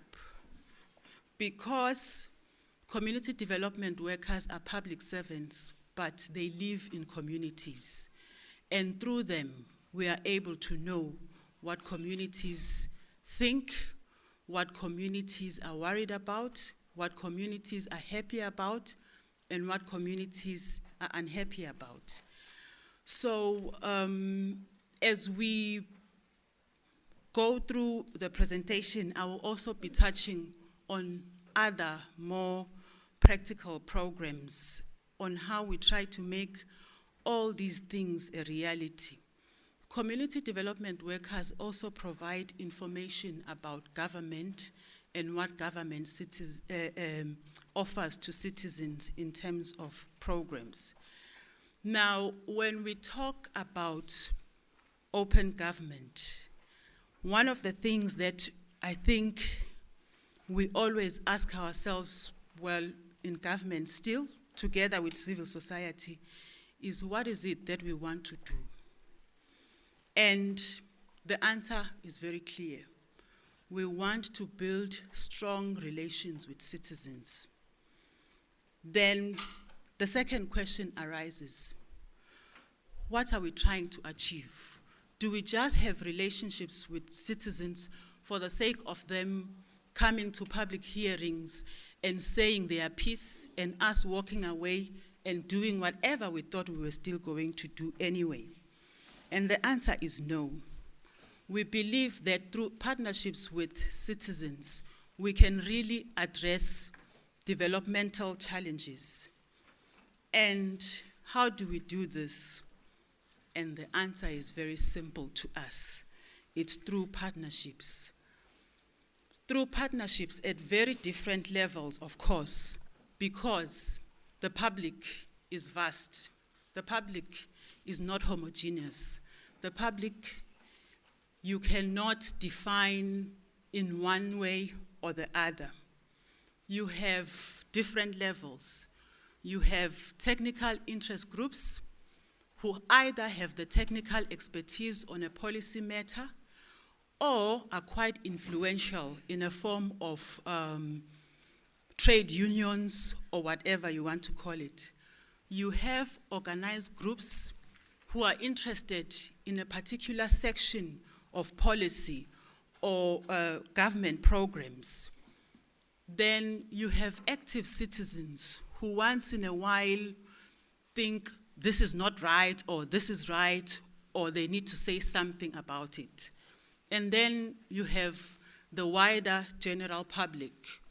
And these are people who might not necessarily be always involved with government processes. Now, as you can imagine, we have to look at this picture as departments in government and try to develop public participation initiatives that respond to the needs of the different groupings. And it's not always an easy task. You have to try and understand the uniqueness of the group you are dealing with in order to be able to engage even further.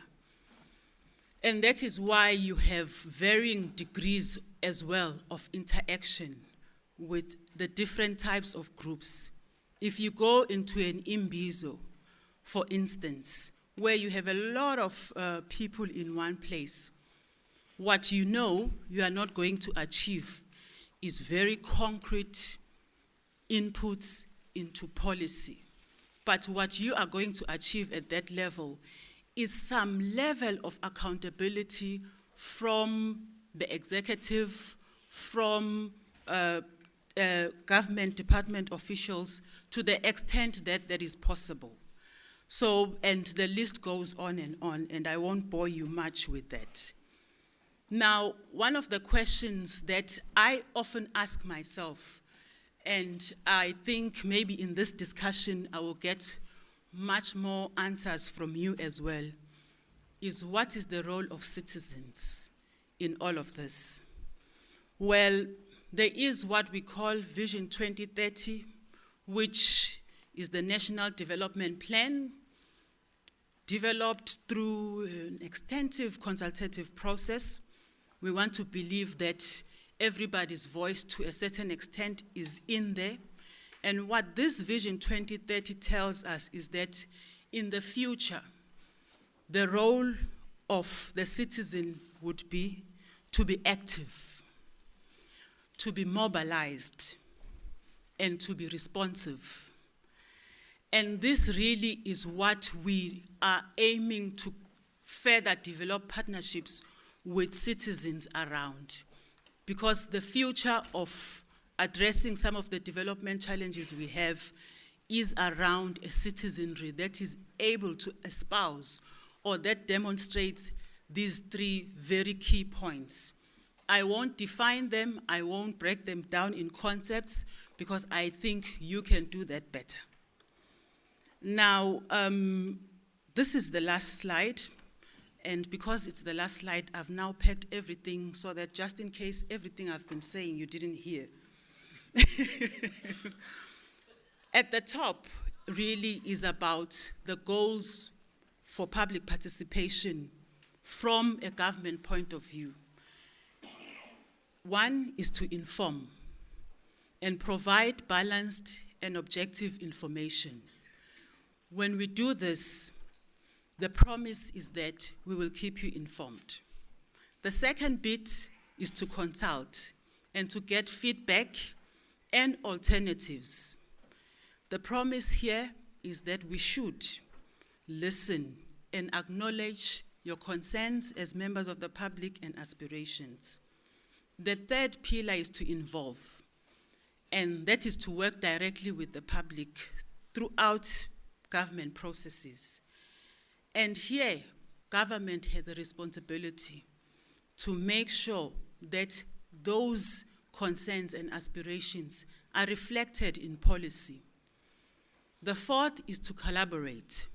And here, it's a higher level, I think, of citizen engagement, where government is able to partner with civil society organizations on certain levels or certain projects.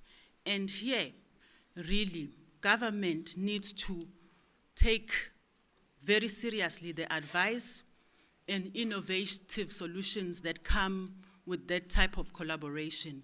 And we want to believe, at least in the OGP, we are trying to do that. And finally, it's to empower the citizen, where we place upon the citizen the power of making the final decision. And here, really, we have the responsibility as government to make sure that you decide. At the bottom is how we do it in all these areas. It's whether we have through websites, fact sheets, public comments, focus groups, workshops, advisory committees, ballots, delegated decisions, etc. The bottom line is we have certain goals to realize because we have a certain responsibility as a government. And we believe that through partnerships and engagements, we can do this. Thank you very much. Thank you very much, Qinisile. You paint a very positive, very inspirational picture around how these things work. I'm going to invite Jay to come and tell us if what Qinisile has presented is indeed happening in reality where the opportunities are and where the challenges are. It's the battle of PowerPoint.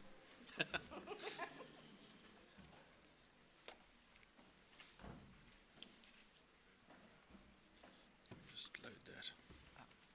Cheers.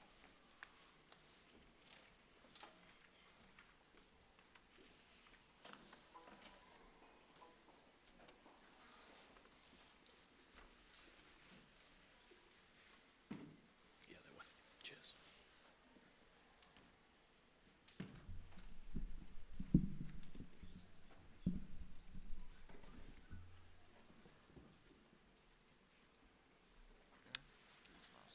Cheers.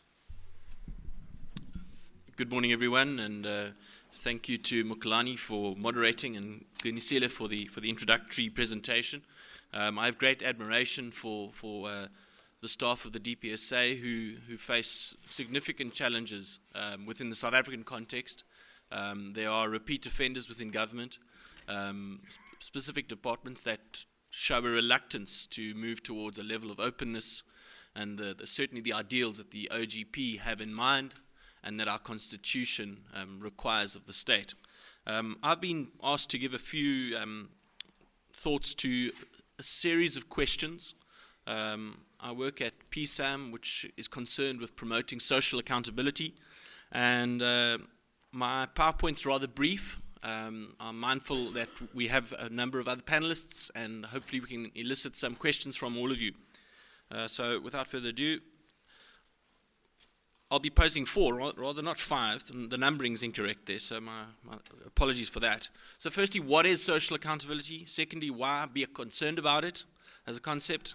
What are emerging trends within social accountability? And lastly, how useful is the open government partnership, specifically for members of civil society as well as journalists?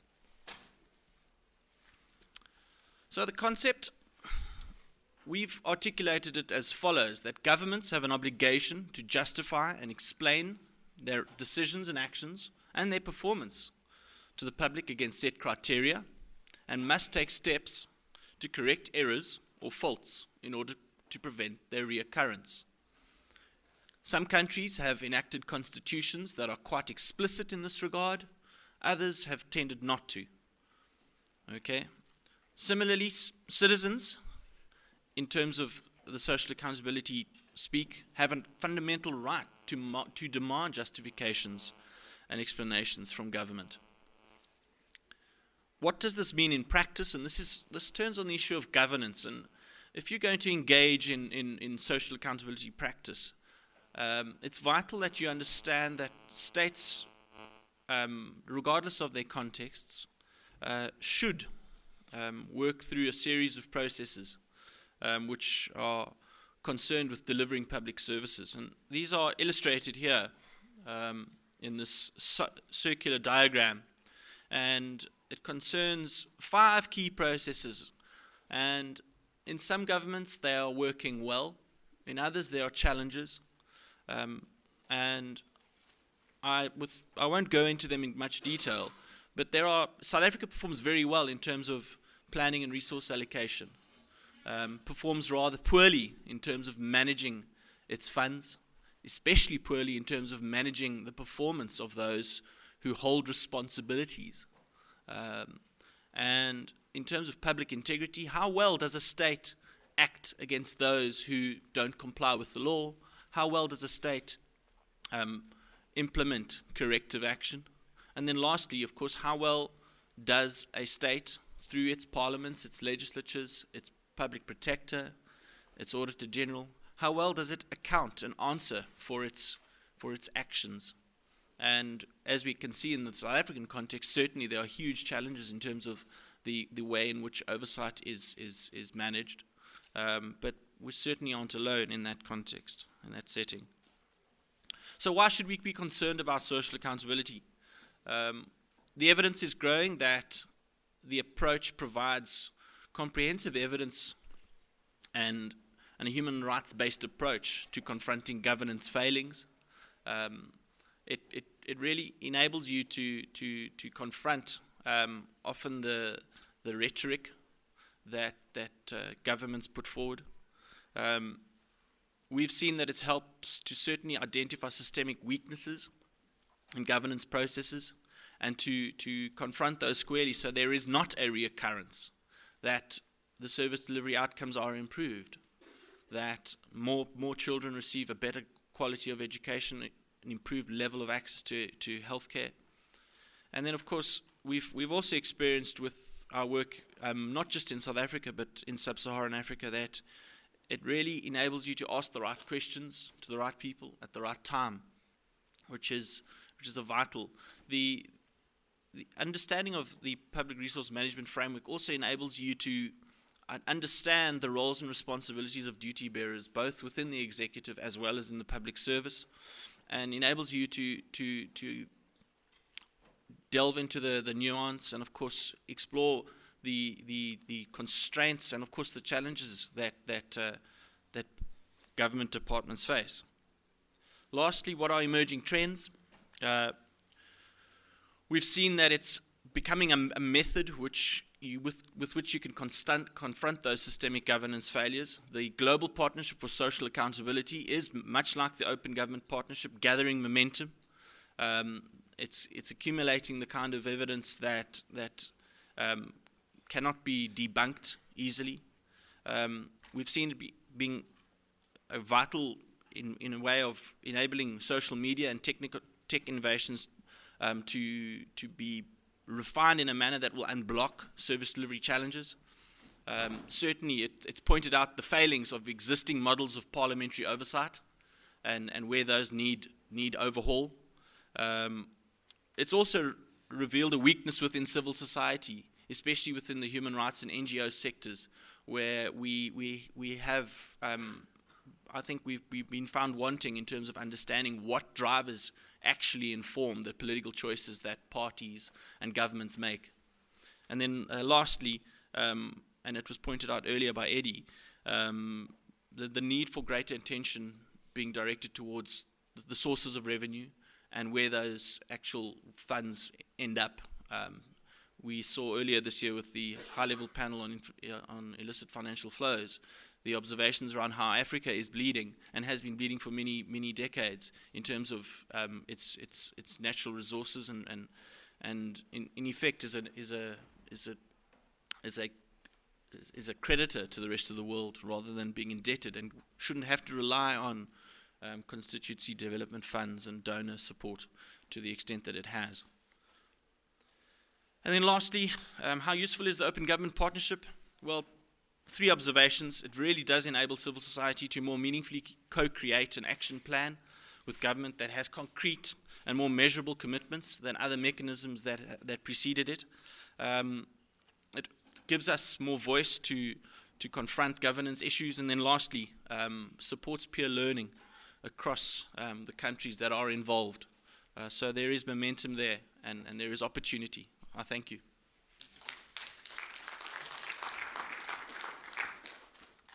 Thank you very much, Jay. Ladies and gentlemen, do park your questions for now, because we'll soon be opening up a discussion based on the 3 presentations that we're going to get. And then I'll ask Jimmy to come in just before the Q&A session. Before the Q&A session, Jim. Jacinta, the examples that have been quoted here by both Qinisile and Jay, are they in any case similar to what is happening in Zambia regarding issues of governance and how you make issues of governance relevant to ordinary citizens? Can you share a bit with us what your experiences have been?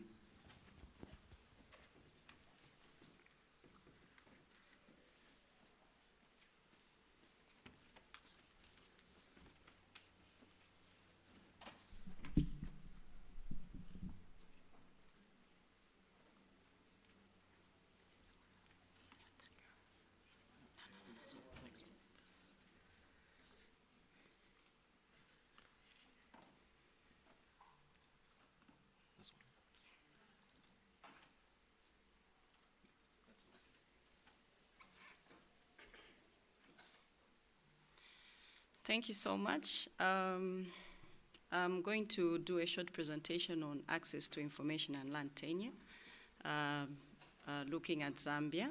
And I think as an organization dealing in land advocacy, that is Zambia Land Alliance, we appreciate the importance of land and the importance of access to information on land so that people can generally participate in what is going on, and also for them to participate in policy issues, because currently in Zambia we only have the Land Act, which was acted in 1995, but it didn't get any participation from the general public. It was just done by the government in place then.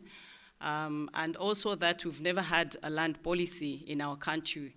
We only have a draft land policy which has been there for the last 10 years. But also that we have some policy, again, a bill on customary land. However, that it's a secret document which is not for public consumption. But these are issues that our organization is looking at in terms of getting consultation from the general public so that they have an input. So in looking at access to information and tenure security, I'll just look at the importance of land, land administration in Zambia in brief, and look at land access and rights to land, consider the role of access to information in advancing land access and rights, and then so what? And then also look at what ZLA is doing, and then draw a conclusion on that. The importance of land is a very, very serious topic for us. And as Zambia Land Alliance, our slogan is "Land is Life," because we believe that land has the basis for all human endeavors. If you want to do investment, development, any structure, anything that you want, it's based on land. Also that it's a source of identity. You're South Africans because of South Africa as a country, and I'm Zambian because of the same. So it's that important. And in our country, food that is consumed, over 60% of it comes from the small-scale farmers. And these are the people that do not have tenure to their land, tenure security to their land. Those people, the commercial farmers, they have the 99-year leases, but they do not feed the nation. They actually farm, or their agriculture is for export, not for the nation. So we are looking at these small-scale farmers that feed the nation. It's also a factor of production. Without it, you're not going to do your business. You can have the capital, you can have the entrepreneur, but if you do not have this, it will be difficult for you. So therefore, having a small piece of land, even 2 hectares, means a lot for a poor small-scale farmer, because it means food on the table, kids will go to school, and also the family is going to have all the necessary things they need at home. And it will mean reduced poverty levels at home, community, as well as the nation. Looking at land administration in Zambia, we have our law gives powers to the president. He holds our land in perpetuity on behalf of the nation. He's given delegated powers to the Commission of Lands. We have the local government through the council that act as agents. And then we have a lot of, about 11 acts and policies that are acting on land. But the principal law is the 1995 Land Act. And we also have a dual land administration system, land which is administered by traditional leaders as well as the state. And you are assured of security of tenure if you hold your land under state, as opposed to traditional land, which I think is common in some of the African nations. And we have the old data there that 94% of land is customary and only 6% is state land. And right now our government is enticing investors all around the world that we have a lot of land in Zambia so they can come. We've got mining, agriculture coming through. But take note that these are old data before our independence. Our law recognizes and allows the fact that customary land can be converted to state land, but after the lease is over, it doesn't revert to customary. So access to land and rights to information. Of course, the law does not discriminate directly, but it's the system and the procedure that is in place that will discriminate poor people, vulnerable people like women and the youths, and also the people living with disability.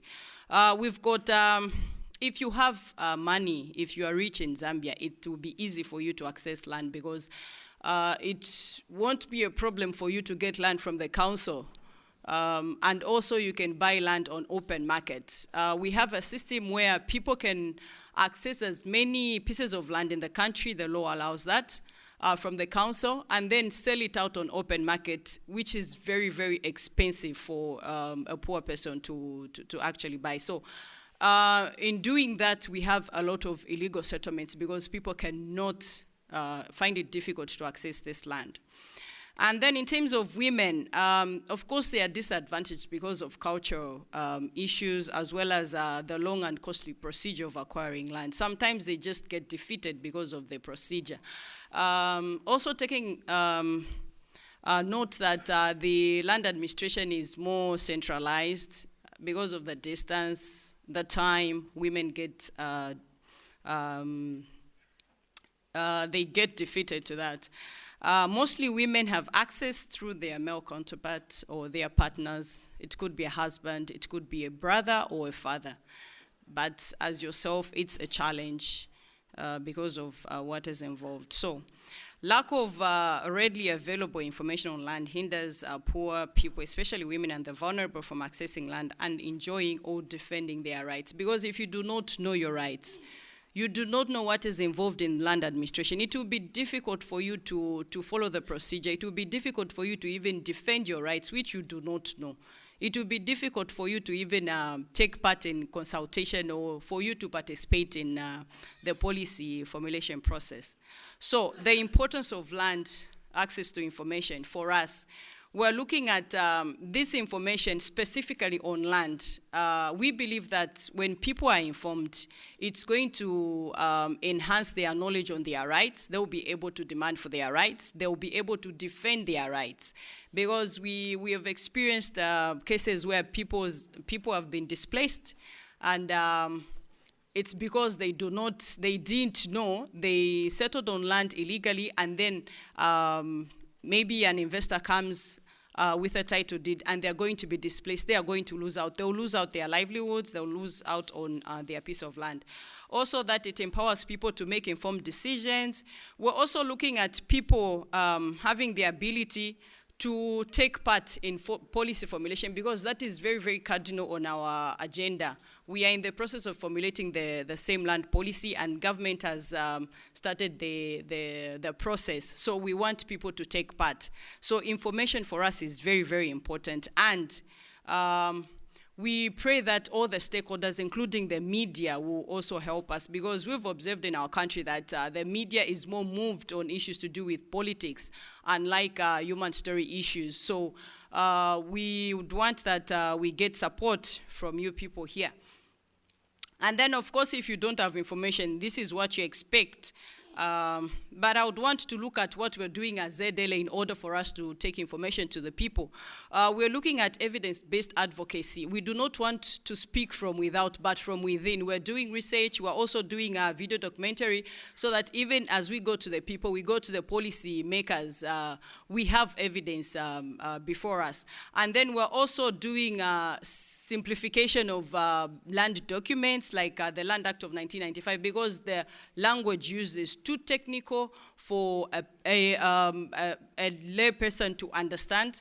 And when we go out in the field, we also find that some of the policy and decision makers, they do not understand really what is contained in the law. So we've done the simplification of our Land Act, and also translating documents into the local languages for easy understanding. Further, we are taking this information to the grassroots through sensitization and consultations.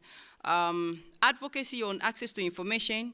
We are looking at advocating for the change of law, the adoption of the land policy, also decentralizing of the land administration system to take access to the doorstep of the poor people. So in conclusion, we think that access to information has a bearing on access and to secured land and improved livelihoods. And it's up to the stakeholders to ensure that the right information, in the right format, reach the right target, at the right time in order for the poor to have secured land tenure. Thank you. Thank you very much, Jacinta. Jacinta does pose a very direct challenge to media practitioners and journalists in the room to say, are you involved in these social justice campaigns? I'm sure there'll be responses from the audience. Now, we're going to begin the discussion segment of this session. We'll start with Jimmy, because Jimmy, the question for me is quite direct. This stuff about open governance, about participation, the OGP itself, is this just public relations fluff, or is this really going to work? Does it have potential? What are the experiences from South African NGOs trying to engage with these processes? Okay. Thank you very much, Mooks, for moderating this session. Also, I would like to thank organizers for making it possible that they invite civil society and the NGO sector to form part of this spectacle. Secondly, I've noticed that amongst the audience, there's a great friend of mine, a former colleague, my ex-national COSAS leader, Shepard Mati. I'm glad to see you, comrade. And I'm looking forward to interact with you later stage to find out, how are things happening within the media in this part of the world. Myself and Shepard, we're coming from Port Elizabeth. We grew up together in the 80s, and we were in the same school, Cowan High School. Coming to the question that has been raised by Mukelani on the relevance of the OGP for gaining support and momentum within the NGO sector.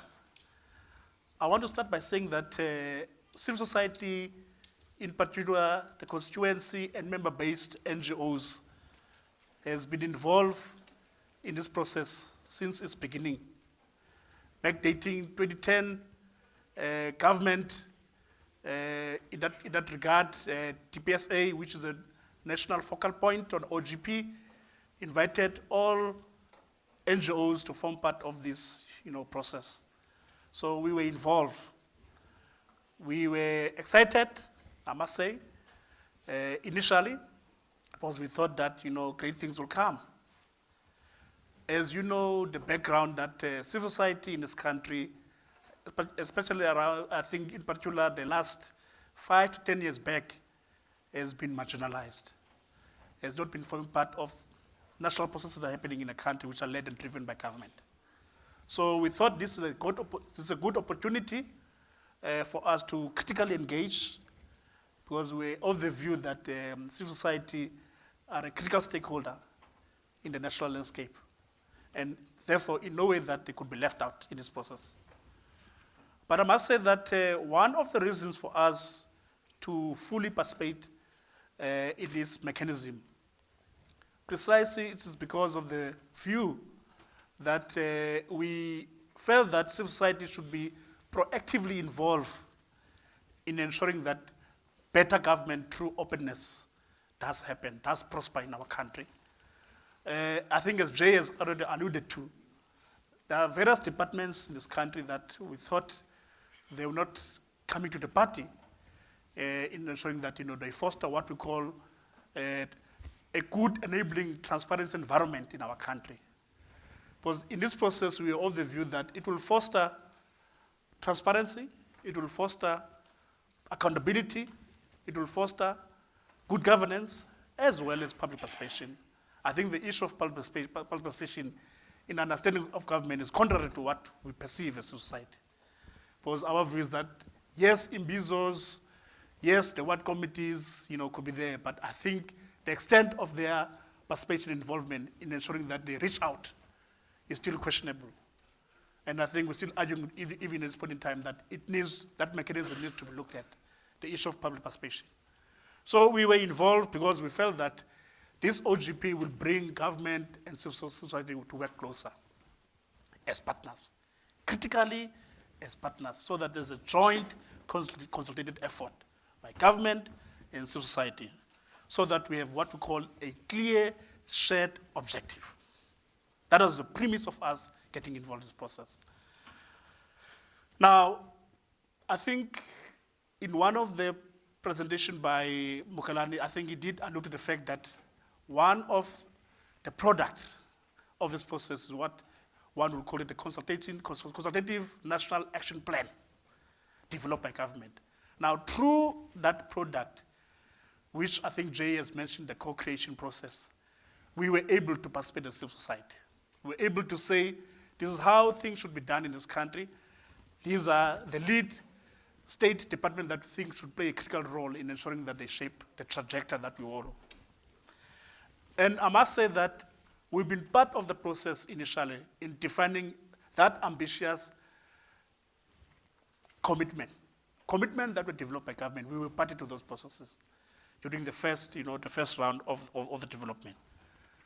But I must say that civil society has not been able to influence and leverage the OGP processes due to the various reasons. The capacity within the sector, I think it was mentioned by Jay, our capacity is still funding, we are still fund wanting in certain areas. Areas of research, areas of dissemination of information, and I think media, journalism could play a critical role in that area as well.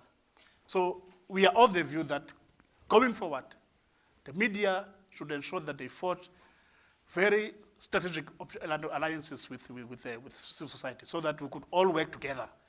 But the issue of reaching out to everyone, to all instands in our country, is still critical for us. On the issue of ICT, we still found wanting in civil society. The other issue, we must say, up until to this date, the government has not been able to create an enabling and conducive environment for an OGP to fully function. There is no permanent structure up until this date that can drive, that can articulate, that can ensure that the OGP prospers. And I think it's a challenge that's still confronting us. And I'm glad that Peninsula is here, because it's something that we've been hammering for all the years. We hope that going forward, for South Africa, as from October this year, we'll be taking a very strategic role, becoming the chairperson of the OGP International. So we are of the view that once that process comes to play, we must ensure that the permanent structure is established, a body is being set up to ensure that they drive the functioning of the OGP process going forward. As I was saying, that one of the issues that we view as lacking in our countries, in other fact, as you go around in the country nationally, there's a lot of service delivery protests, significant social unrest, because one, there's lack of information, it has been proven, lack of engagement, as well as lack of accountability. It's a source of concern for us. And I think going forward, what we're articulating, yes, DPSA could be the lead and the focal point for OGP, but OGP should be embraced within a multi-stakeholder, a mechanism, to ensure that other departments as well, they form part of that. Other state agencies, your chapter 9 institution, your media, as well as other organs of society, your labor, your church and faith base. Now, these are the areas that we think we must look into them going forward. So, 1 minute. We're happy that South African government will be taking that role of being the chairperson. But we feel that government should not leave society behind. It's critical that they should work closer with us. It's critical that those areas that we are found wanting, government must ensure that they build our capacity. It's an obligation that they must ensure that they sustain active citizenry in OGP process. With those words, thank you. I'd like to take a couple of questions, comments from the audience on any of the presentations that have been made. Fully aware that we're not doing very well for time. I'll start with the gentleman in the middle, and then I'll come to you, sir.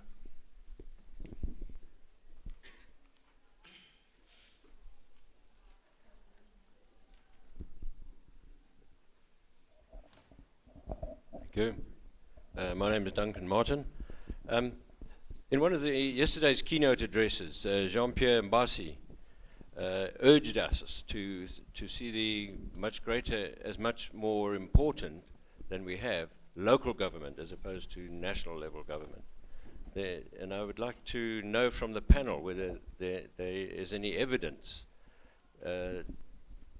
pointing to the comparative accountabilities and opennesses of local governments versus national governments. Intuitively, one feels that local government will be more easily held to account and will, in a closer relationship with its governed peoples than with national government. And so it seemed to me that that what Mr. Mbasi was recommending yesterday would promote the openness of government, namely a greater decentralization to local government and away from central government. Thank you. Thank you very much. The second question.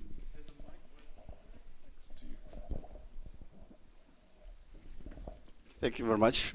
My name is Parkimbers from Zambia. I think that the missing link from all the presentations, even in line with the theme for the conference, making councils accountable for regions, is about access to information. And in this sense, from the lessons that we've learned as a continent, we know that that doesn't come freely. So we had an obligation or an opportunity to really enact, effective, access to information, acts and bills. But I think collectively, civil society and the media fraternity, I think we should accept failure in this area. I mean, Zambia Land Alliance, was a member of the OSIS Forum in Zambia, for instance, when we were advocating for the enactment of the Freedom of Information Bill, which has been on the shelf since 2002. Successive governments have come and gone and keep promising and so on. And we have allowed them to play around with it, even to the point of manipulating the public, so that the public begin to understand that, or begin to believe that the Freedom of Information Bill is actually meant for journalists. And as long as the journalists are not reporting what they call responsibly, it's not going to be acted. In some countries, it's been acted, IPA in Zimbabwe, for instance, very badly, worse than where we were before it was actually enacted. In some countries, the process hasn't even started. So I think as a continent, we have to accept collective failure in this area, because if we enacted access to information bills, acts properly, effectively, a lot of issues that we're talking about, accountability issues, social accountability issues of governments, should be addressed. Thanks. Thank you very much. Is there one last comment or question? Over to you, sir. There's a mic right in front of you. Oh, no. Good morning, everyone. My name is Thabo Lusoro, and I got a sort of previous work experience as a print media photographer, but I'm also generally interested now, over the midterm strategic framework, is to understand and basically advocate and communicate what is happening at a local government level. I was fortunate enough about a month ago, exactly today, to be part of the local government communications forum in the Eastern Cape, which was hosted by Department of Cooperative Governance and Traditional Affairs. And I guess there, in that sitting, we spoke, the general discussion was about how do we get sort of provincial government communications to platforms like this, and generally to broader society and community.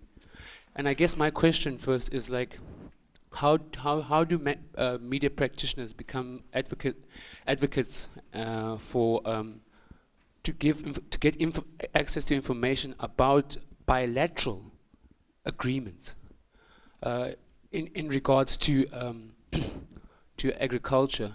If we're trying to look at the issue of agro-processing, and how does this get filtered down to perhaps at a local level?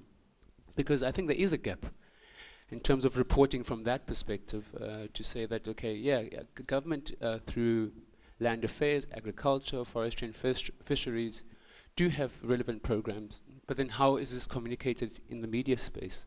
So I guess maybe that's my question. How do media practitioners also find themselves in that space and work with various levels of government to communicate that? So I think maybe my question is directed at Mr. Gonyana. and maybe just advise the platform as to how we can go about that. And then I just came in the last speaker, the lady from Zambia. I think I'm interested in the topic that you took up around the issue of small-scale farmers and the predicament of, I guess, what is parallel, which is the commercial agricultural sector. So are there synergies somehow that are starting to develop, or that can be put in place to better sort of strengthen these two fields? Because I do think from an information perspective, this could be enhanced a little bit. Thank you. Thank you very much. There are some specific questions for Jimmy and Jacinta, but I would like to ask Jay to take the first question on local government versus national government in terms of accountability. Thank you. Thank you, Duncan, for the question. Any evidence of comparative accountability working at the local level? Regrettably, very few in my experience, and certainly we work at local government level. The Auditor General has described local government as being in a state of stagnation. There's been multiple reports on the challenges facing the functioning of ward committees as a means of promoting participation, consultation. It, in my view, requires a rethink, and that needs to be led at a national level. We have more municipalities under provincial administration now than we've ever had. So it needs improved leadership at national level to bring around the kind of changes that are required. We have politicization at every level, especially within administrative functions that shouldn't be politicized. So yeah, not many positives there in my view. There are a few examples, but they are the exception to the rule. Insofar as just the other point that I would like to make contribution on is Tabo's question around how can media practitioners get access to information about bilateral agreements. It requires improved fostering of relations with the communications divisions of government. They are not what they used to be in PSAM's experience. Given the high-profile issues that are dominating the media, there is less attention being given to those kinds of stories that should attract media attention, that should build economic development at the local level. Until GCIS improves in that regard, I think it's going to require ongoing maintenance of relations and sources until government is less preoccupied with the big stories and more focused on economic development. Yeah, thanks, Tabo, for that question. Thanks, Tabo, for that question. I think I did indicate in my presentation that I think media and the NGO fraternity has to forge, strategic, partnership and relationship. Sangoko has been in the past been involved in opening opportunities for NGOs through community media platforms and other networks. For example, we involved with Sangonet, which is a Southern African media and ICT practitioners, which is based in Johannesburg, to ensure that they work closer with the NGOs. So if there are any platforms that are available even within this region or within this province, I think let us know so that we could link up with our provincial counterparts. We do have provincial chapters, in countrywide. So we want to ensure that opportunities like these are explored, so that there could be linkages within what you guys are doing in the media and what the information that is available from our side. I think our people are yearning for a lot of information. Dissemination of information is critical. And I think through yourself, we'll be able to reach out to all in sundry in our country. Thank you.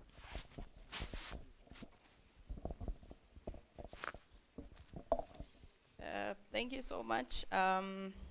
I think, first of all, I have to admit that we are facing a challenge in terms of access to information bill in Zambia. Early this year, the government announced that they were committed to enacting that.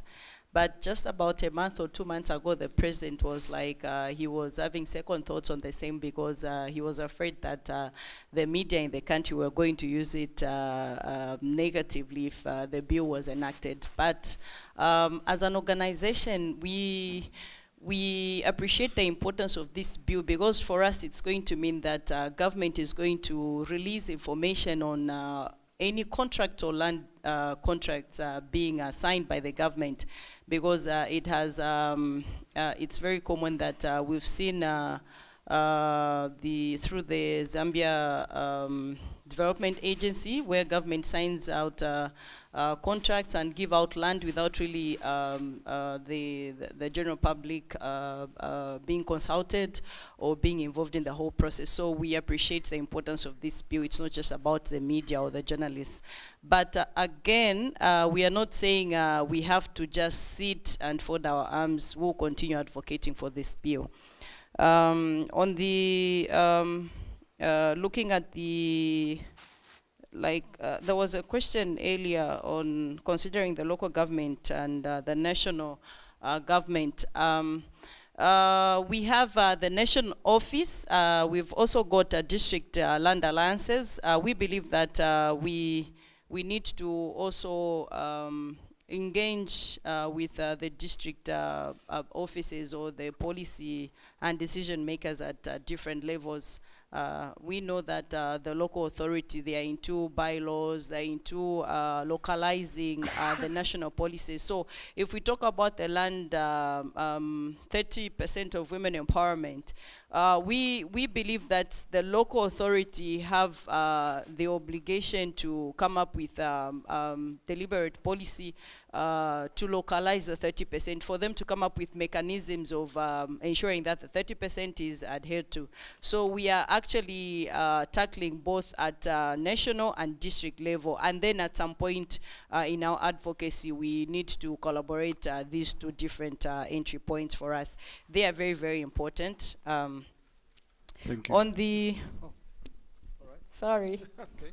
There's the last one on small-scale farmers, if at all there are synergies between them and the commercial farmers. It's a tricky one. We are in land advocacy, but we're also collaborating with those in the agriculture sector.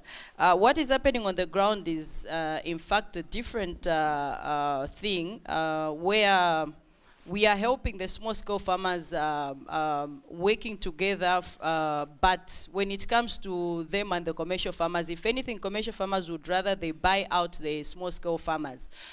They buy out their pieces of land because it's easy for them to access that land and pay for it.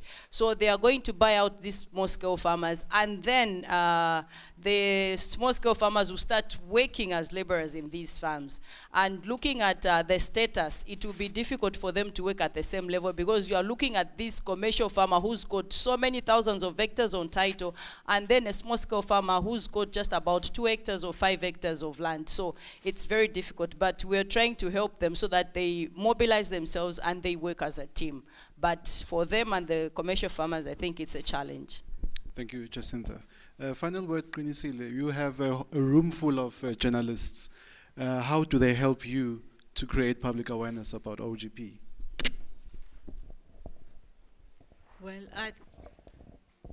Well, thanks for that. I think up to so far, one thing I need to give credit to civil society for is the fact that really the driving of open government and the idea of open government partnership in South Africa has been a civil society driven.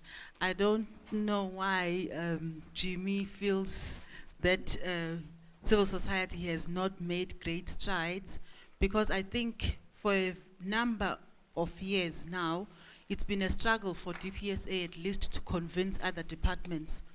But through civil society, you have departments approaching DPSA to say, what is this OGP? Because every platform we go, civil society is telling us about OGP. And therein lies the power of civil society and the media as well. I think in that sense, if we can have more stories about OGP, have more pressure and more ideas about OGP coming out in the public space, we will achieve even much more quicker the idea of open government being embraced throughout government. Thanks. Thank you very much, Qinisile. Thank you, ladies and gentlemen. I know we've taken a bit of your tea time. I'll hand over to Chris. But before that, a round of applause for my great panel. Thank you.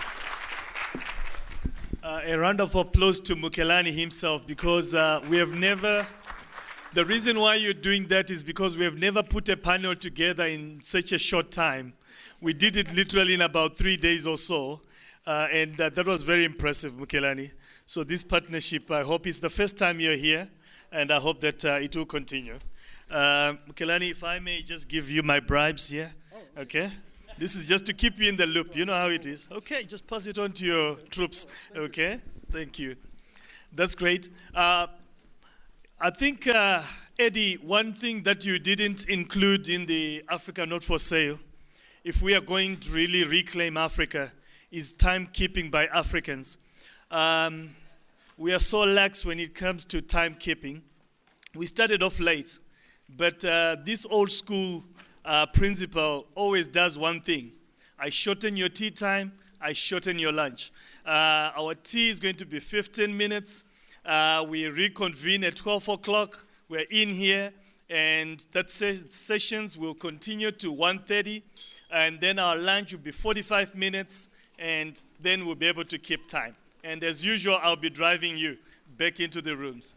So we break for tea now, and then we reconvene. We reconvene at 12, okay? At 12, we are back in. But understand, please check, before you leave, you rush off for tea, check the 2 sessions that we're going to have. One is the domain name system, Africa's Potential, with the Icon Group here, okay? It will be here in the Eden Grove Red. Then in the next room is the draft online policy by the South African Film and Publications Board. Thank you. Cheers.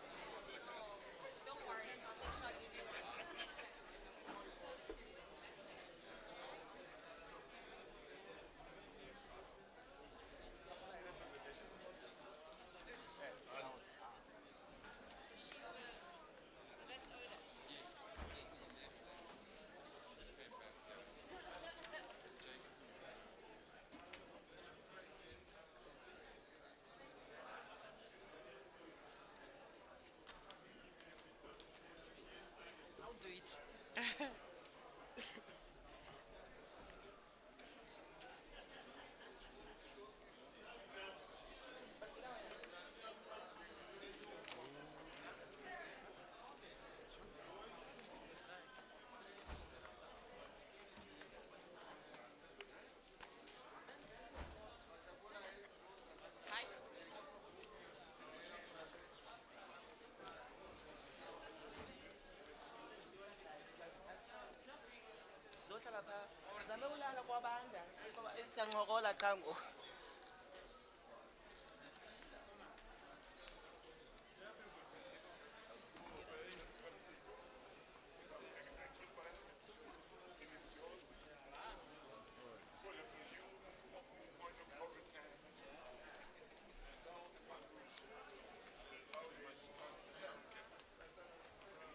Hey Bob. I was gonna scream into the microphone, hey Bob.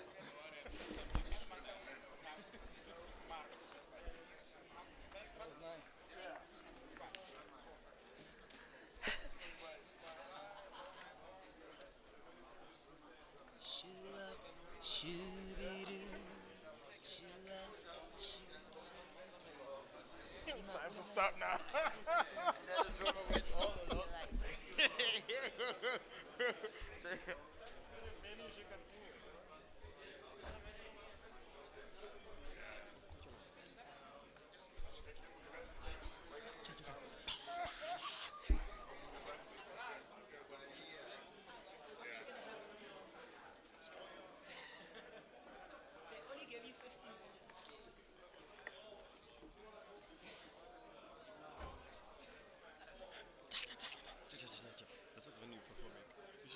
There should be 4 people, like 1, 2, 3, 4, and then like the little bit, shooba be doo be da.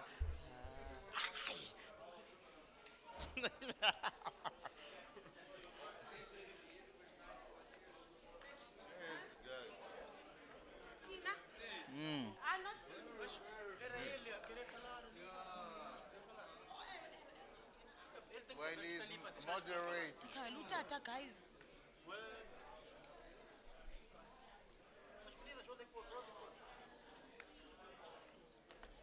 Fez caneta, pá?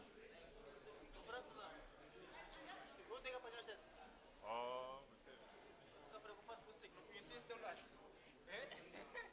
Não conhecia esse teu lado.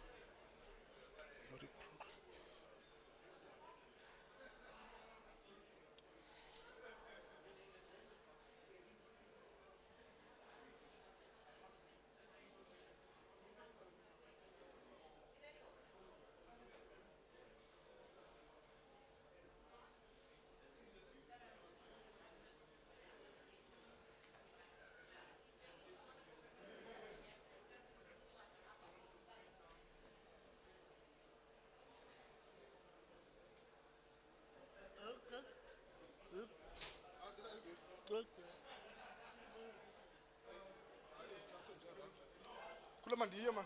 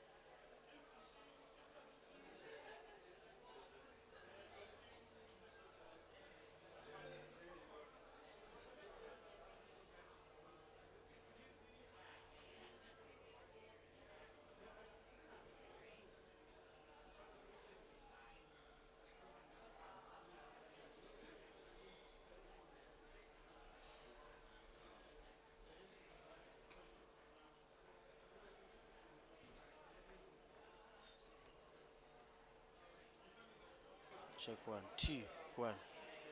1, 2, 2, 2. Check 1, 2. Okay.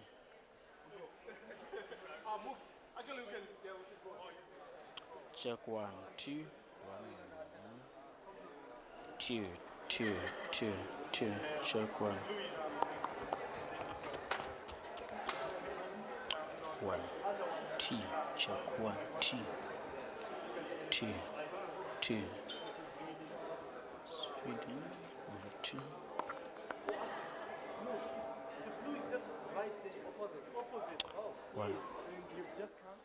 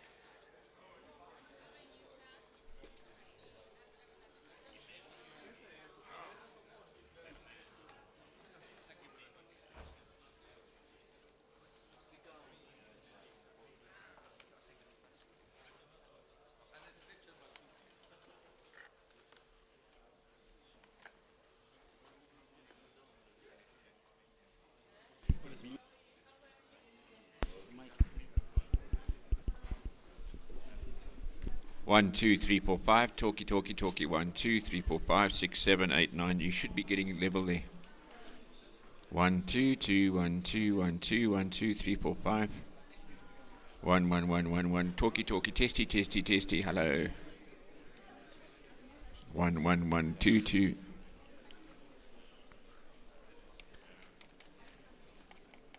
1, 1, 1, 1, 1, 1, 1, 1, 1, 1. Yeah. 1, 1, 1, 1.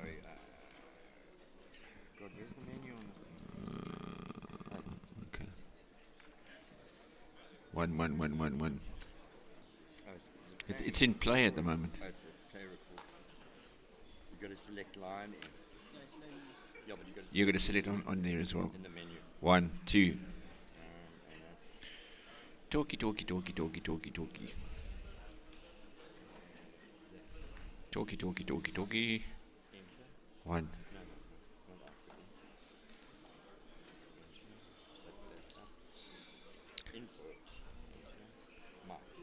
One. We wanted a line. Here we go. Line. 1, 2. That's it. Hit menu again. 1, 2. Okay, then go record. 1, 2, 1, 2. Yeah. Yeah, it's very hot, eh? 1. No. 1, 2, 3, 4, 5. Talkie. 1, 2, 1, 2. I don't know why the speakers engaged. It shouldn't be.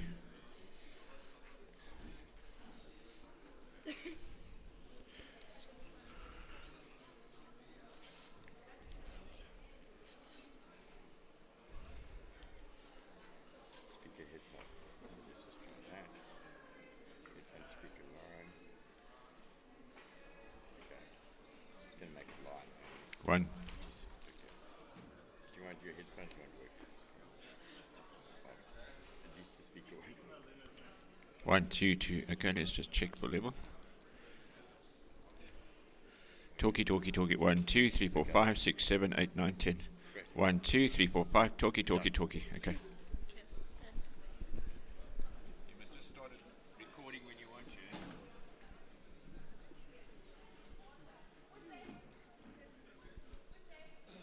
So must I wire them?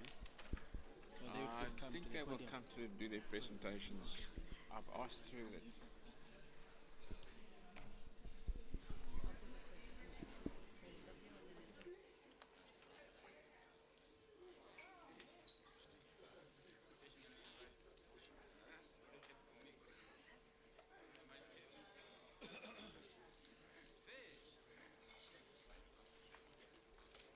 Yeah, they know, all of them, that the ones on the panel, they know. Yeah. No, that's from them.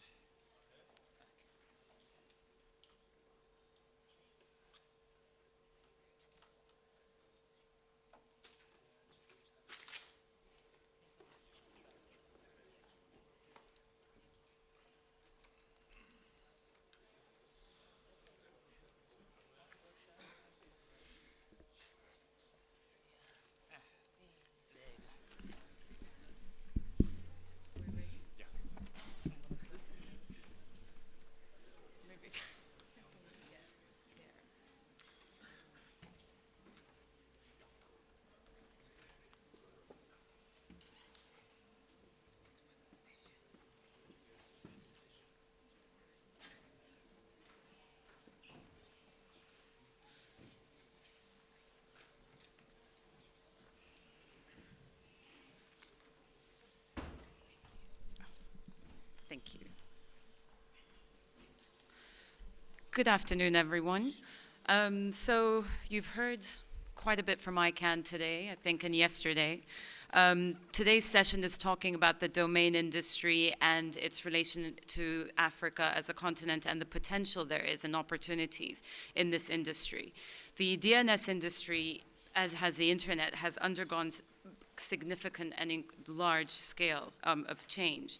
The internet, as you know, has become very intimate, and it's become a very intimate part of our lives, touching nearly everyone on the planet, allowing us access, connectivity, contact with people, and making the world a smaller place. That said, there are only 3 billion, slightly over 3 billion people out of the 7 connected, and there's still another 4 billion people to be connected to the internet. So there's a lot of work to be done, particularly in the Southern Hemisphere, and this is all part of the work that we do along with many other partners to get awareness out there and more knowledge on what the next steps to be done are. The opportunities are increasing with growing accessibility and penetration on the internet. And as said, 3 billion are connected. That's about 40% of the world population. In just over a year, 11.6% people had more access to the internet. So with this, we know that there's a need on Africa to develop the local capacities in DNS, technically, from a technical point of view, policy point of view, business aspects, and obviously and definitely building capacity in order to grow the domain name industry in the region and the potential that there is with all the other industries that complement it. Before introducing the panelists today, I'd like us to go through a quick short film that will explain the DNS industry in under 3 minutes, and then we'll take it with the panelists and the presentations that they'll be presenting. 1 sec. IP addresses to identify each other on the internet. As we can't always remember complicated numbers, we use words instead. The domain name system brings the two together to get you to your destination. This is how it works. All around us we see domain names. For example, the website of your favorite band. The site is stored somewhere on the internet. Let me explain how your PC finds it within milliseconds. The journey starts with typing in the website address.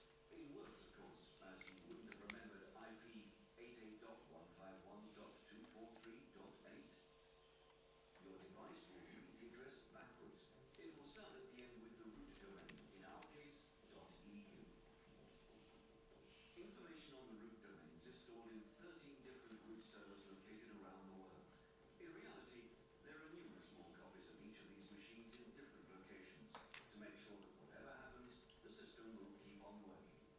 A root server contains the information on the name servers for the different zones. In our case, it tells us where we can find the information on addresses ending with .eu. Again, for reasons of security, there are a number of these .eu name servers located around the world, so that if one is too busy or stops working, for example, due to an earthquake, the information would still be reachable elsewhere. The .eu name server knows where the information for the more than 3 million .eu addresses is stored, and will tell us where we can find flamingflamingos.eu. It will communicate this unique IP address. The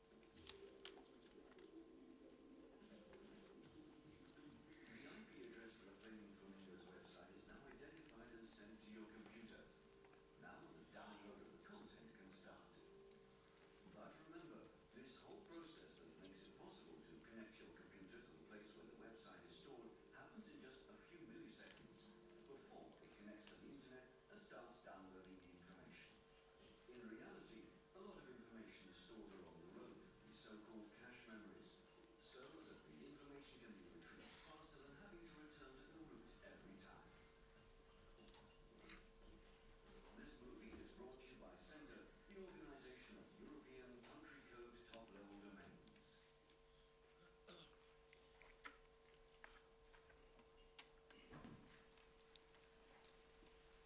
Just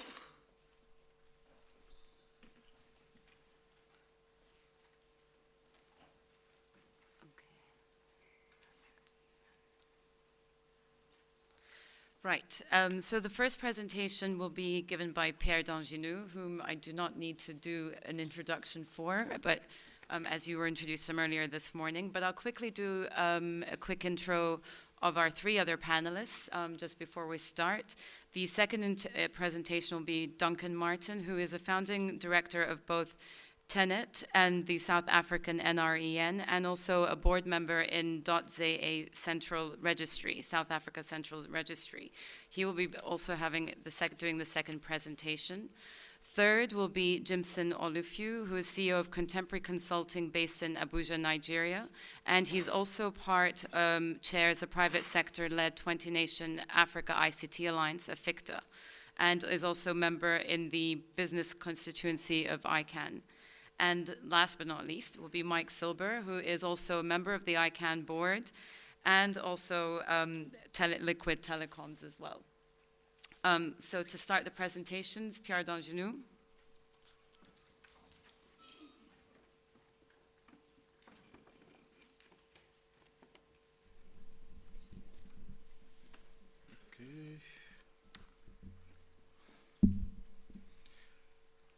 Yeah, good morning again. And quickly, yeah, I think one of the questions that was put to me was, what is ICANN exactly? And I hope by now you understand what it does. It stands for the Internet Corporation for Assigned Names and Numbers.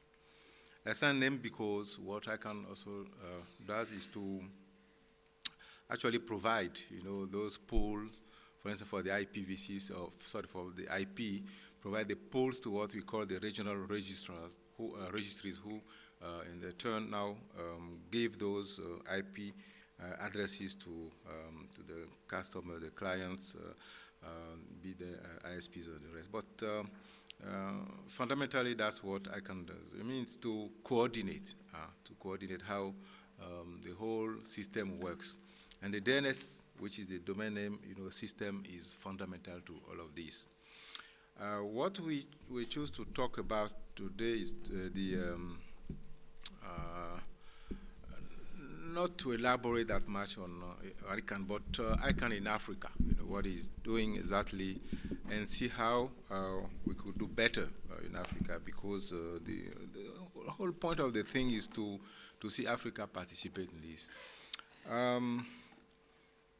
So, of course, the DNS root name, you heard about it. I won't get into that one. But what ICANN does fundamentally is the policy development. Those critical resources need that there be some concrete policies that guide them. And this is really done in a very, I would say, interesting way, meaning it's kind of, from grassroots level until the board could make any decision.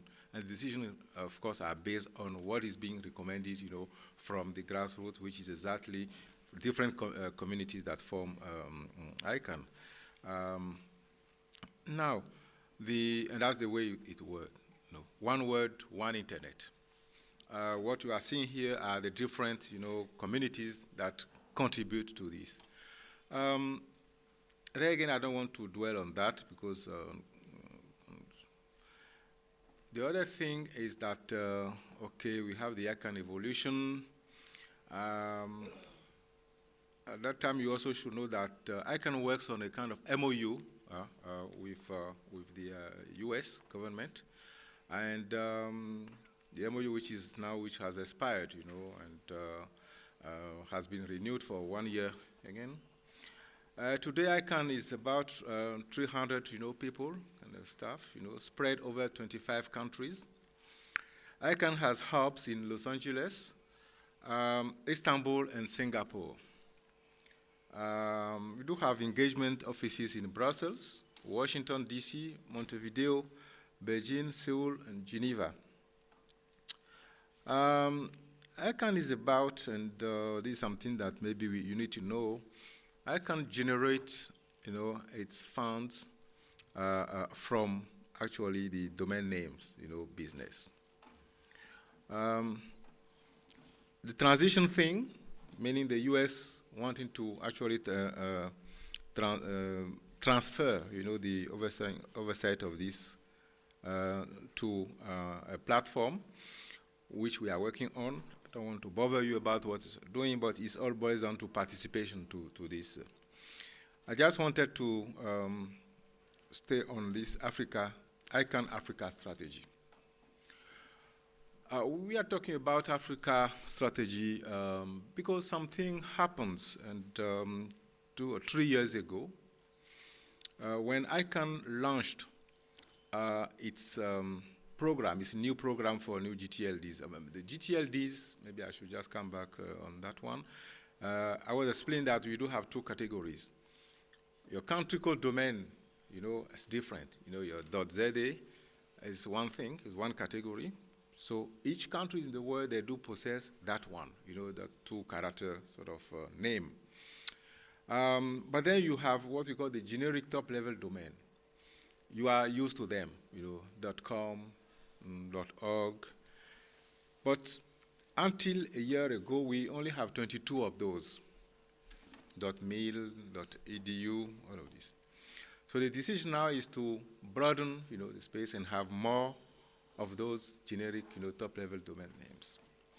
So when the whole thing, the program was opened, we received something like 1,930 requests for new names, globally. And then we noticed that of this number, only 17 or 16 were coming from Africa, meaning new, requests. But most of them were coming from South Africa. So you are talking of a continent of 54 countries, and for such an important, I would say, deal, only one country actually responded. That's where today you do have those Durban, Joburg, all of those things happening. So I can then realize that something was wrong in terms of participation of the African region to its work. So that's where the idea of framing a specific, program for Africa, came from. So the then incoming CEO, in one of those meetings, wanted an African working group to work on that. So, and one of the overarching objective was to transform the internet industry in Africa. Meaning, how do you make Africa a real market for the domain name? Because domain name can also be used to generate, resources. How do you make sure that you promote awareness, and meaningful participation in ICANN? Like I told you, ICANN is about policy development. And the whole world, is assembled to talk about, this policy. And it's important that the continent also be part of it and work with others to actually shape the wider IG ecosystem. Because these were the two overarching objectives, and of a program lasting for 3 years that that started 2 years ago, which we call a new season for Africa. What we did so far is we launched what we call the first regional strategic plan, which now is being replicated all over the world. Each of the continents now is trying to have a strategic plan, for ICANN Internet. But we also advanced the concept of a DNS forum. So the first of those forums happened here, actually in Durban, in South Africa, ICANN 47. And it was quite interesting that that's where we really have registries, meet and discuss, what's the way forward in terms of uptake of the DNS, business in Africa. We do have topical workshops because they are typical workshops that really tackle an issue. So one issue, for instance, is we are talking about domain names. But domain names also, what is the positioning of domain name vis-a-vis the brand? Meaning, what type of copywriting, issues, are lying behind those, the whole thing? Because we may not see it, but I know the lawyers, they see what is behind there. So that's where we did have this workshop for lawyers to understand the DNS industry and be certain that they could protect, the brand that can be associated to this one.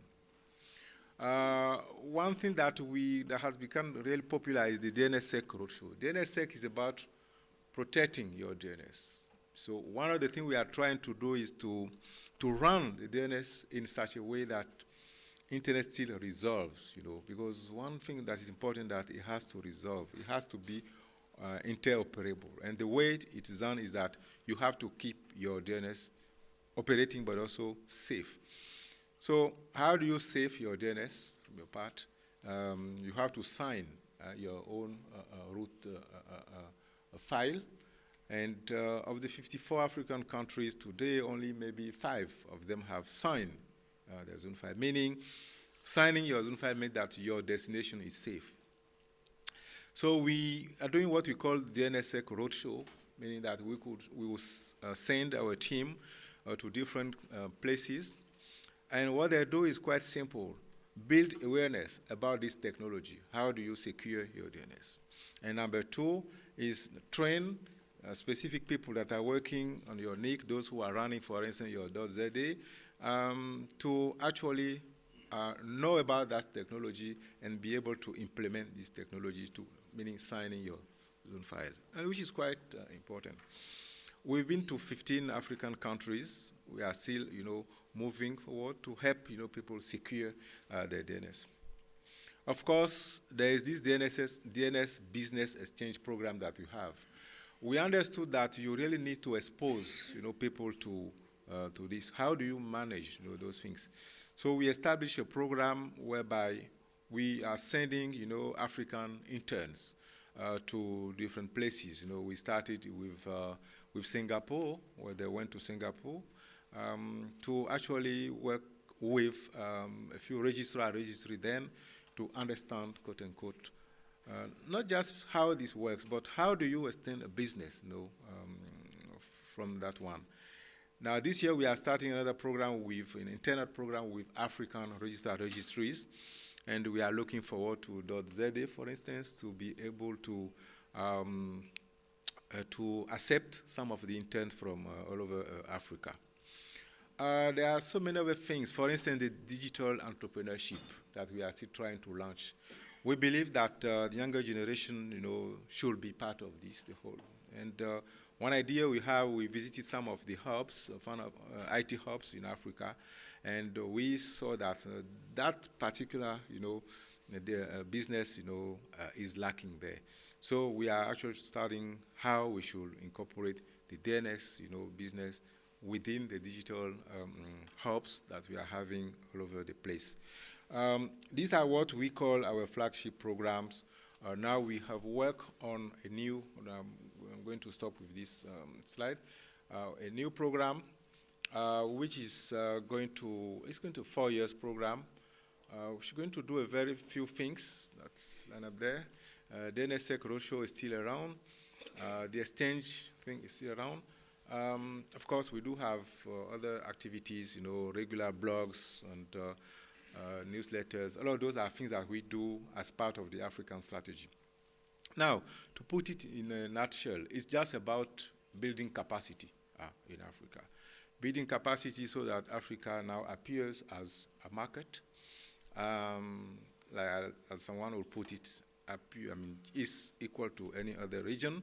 In the way that you really tap into this internet and its capacities. But also, how do you build capacity so that people really participate, at our meetings. So this is basically what I wanted to tell about, and I'm open to any questions you may have, and thank you.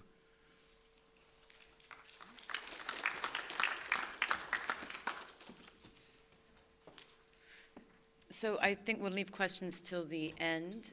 Next will be Duncan Martin, and one sec. Got that, I think. Right. Oh.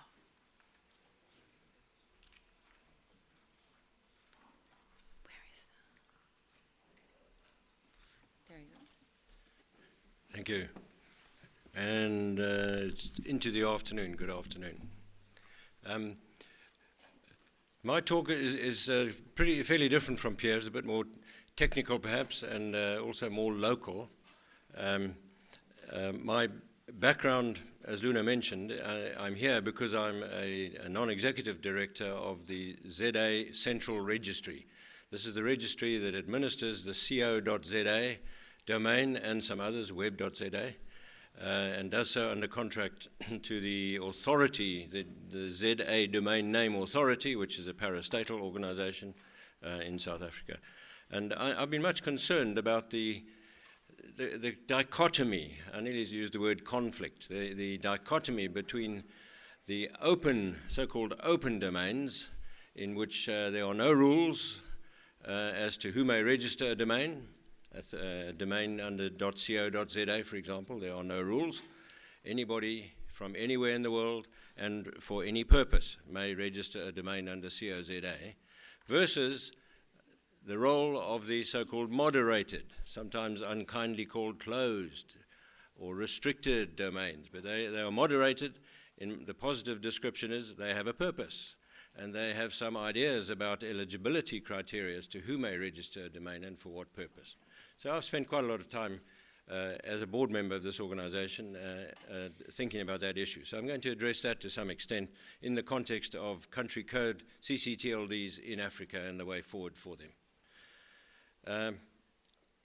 But first, what do I push this one, do I? First, I'm going to let Shakespeare have a say about this matter. This comes from Romeo and Juliet. I want you to see me. It's going to be tough, but I want you to see me as Juliet, please. Okay. So she's talking to Romeo, who's actually a bit off stage, but she knows he can hear her. His surname is Montague. Hers is different. It's Capulet. And these two families are traditional enemies. That's the background. So Juliet says, "'Tis but a name. 'Tis but a name that is my enemy. What's Montague? Thou of thyself, thou in thyself, Romeo, are not a Montague. What's Montague? It's not a hand, it's not a foot, it's not an arm, it's not a face, nor any other part that belongs to a man. Oh, be another name." And then comes one of Shakespeare's most famous quotes. "What's in a name? That which we call a rose by any other name would smell as sweet."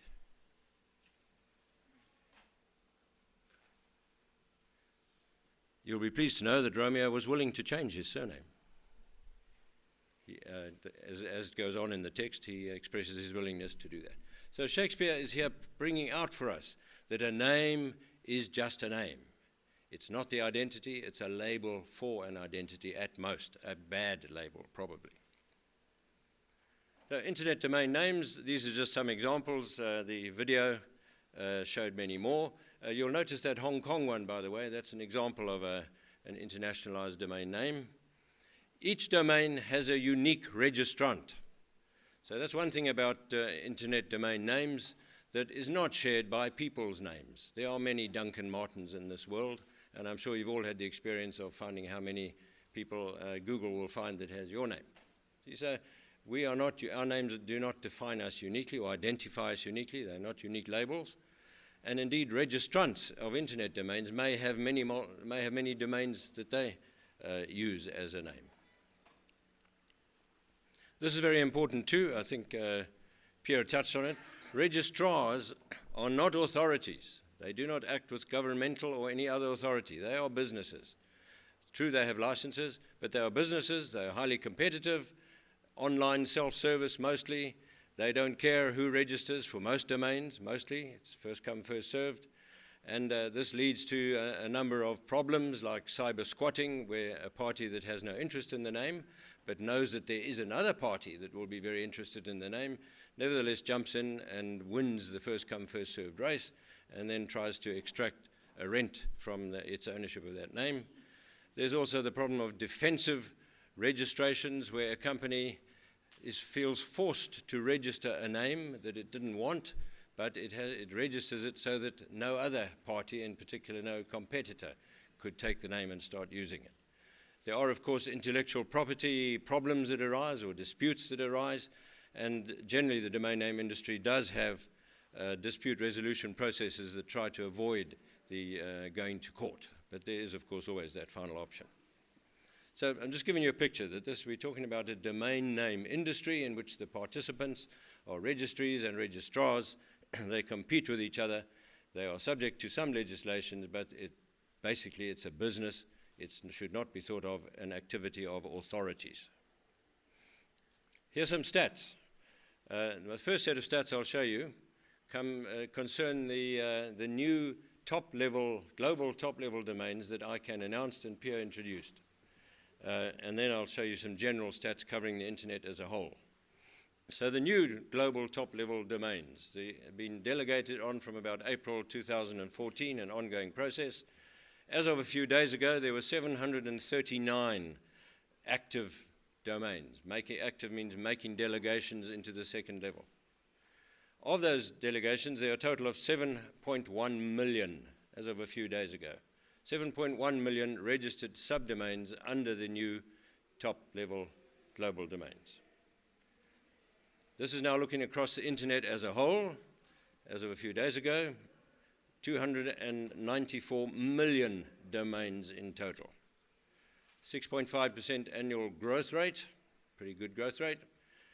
And then that bottom stat, I want you to compare with the 7.1 million, 8.7 million new .com and .net names in the first quarter of this year. Okay, so that shows that while the new global TLDs made an impact, they did not, that impact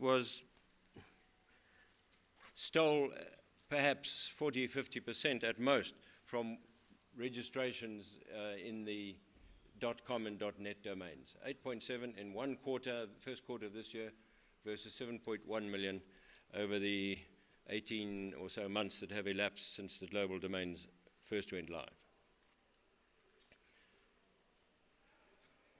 This is Africa's largest domain, co.za. 1 million, that 1 million figure was passed, I think, 17 days ago. So it's been in operation for donkey's years. It took donkey's years to reach the 1 million level. This is co.za. Under ZA itself, so the other second level domains added in, it comes to about 1.3 million domains. This is a partial extract of the global top-level domains. There are several things of interest. Thank you. Right at the top there, you can see that 7.1 million figure that I mentioned before. You can see the order of these domains, shining at the screen here. The order of the domains is according to the number of delegations in the domain. So I've shown you here the first four. .xyz is winning in these stakes, 1.17 million. Then a Korean domain is number 2. Amazingly, .science is 3rd. And .club is 4th. Then I miss a couple, and I show you .Cape Town, which is the most successful of the 3 South African city domains, .Cape Town, .Joburg, and .Durban. .Cape Town is the most successful. It's now, this is a few days ago, it's now actually passed the 5,000 mark. Now, these 2 starred rows are the top tertile. I had to look up this word. You all know what a quartile is, but a tertile divides the data set into 3 pieces, a top third, a middle third, and a bottom third. So this is the top third. From here up is the top third of this list, and from here down is the bottom third of the list. For information, .Joburg and .Durban are in the middle third. I didn't show them specifically. They're in the middle third. Okay, so you can see .supplies is actually the domain occupying that first tertile position, and it has 3,400. So you can see .Cape Town makes it into the top third. If I'm honest with you, that's why I chose tertiles and not quartiles. Cape Town does not make it into the top quartile. Okay? So if you do some arithmetic, you will work out that Cape Town is in the 4th 12th. Okay? It's in the top third, but not the top quarter. Here's at least one man who enjoyed that one. Now, the final amazing thing for me is look at this second tertile. This is the bottom third of the list. Only 2 delegations. Only 2. It's .gmail. That happens to be the second tertile. This it doesn't look like Google, but it's on behalf of Google. Google is actually operating it. Only 2 delegations. And here's .hsbc, the famous, yes, famous British bank. One delegation. So, isn't that amazing? The whole bottom third has 2 or fewer delegations. Okay? In my view, I haven't asked anybody, but in my view, that is at least substantially explained by the need of companies like HSBC and others to make defensive registrations. They have no immediate intention of using the domain in any serious way.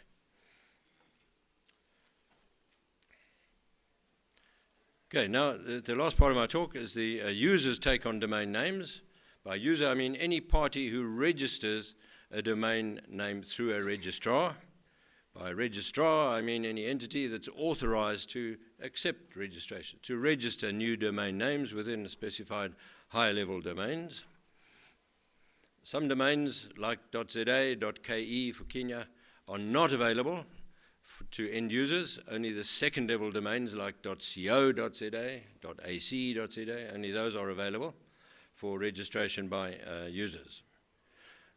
I'm using this term STEM domain to mean a domain that is available to end users, within which, underneath which, end users may register subdomains, a STEM domain. So a user's full domain concatenates the user's identifying part of the name, like Amazon, with the STEM here. Here's ac.ke, the academic subnet in Kenya. Kenet is the NREN of Kenya. That's the unique name. This is the STEM domain. So I'm talking about STEM domains because that's what registrars and registries work with. Now I come to this distinction between the open to all comers versus those which have a purpose.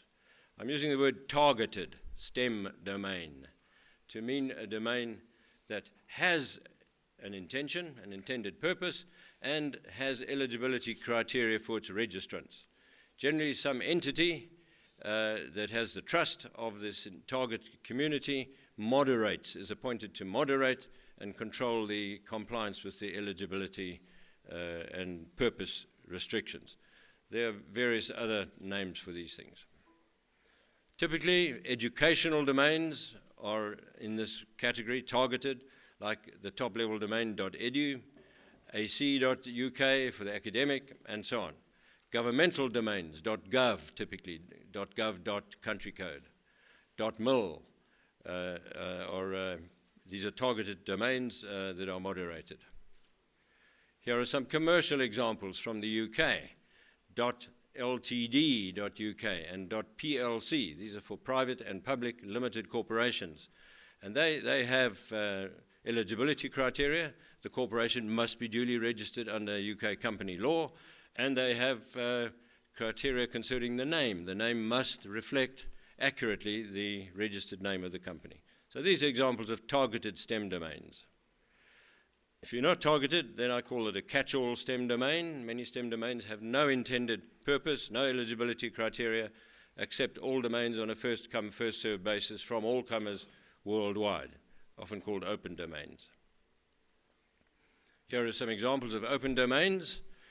And what's curious for me, notwithstanding the fact that they are geographic names, .Cape Town, .Joburg, here's a .uk, here's a .co.za, notwithstanding the fact that these are not global top-level domains, they are, in the pure sense, they are geographic names subject to all sorts of criteria before they are delegated.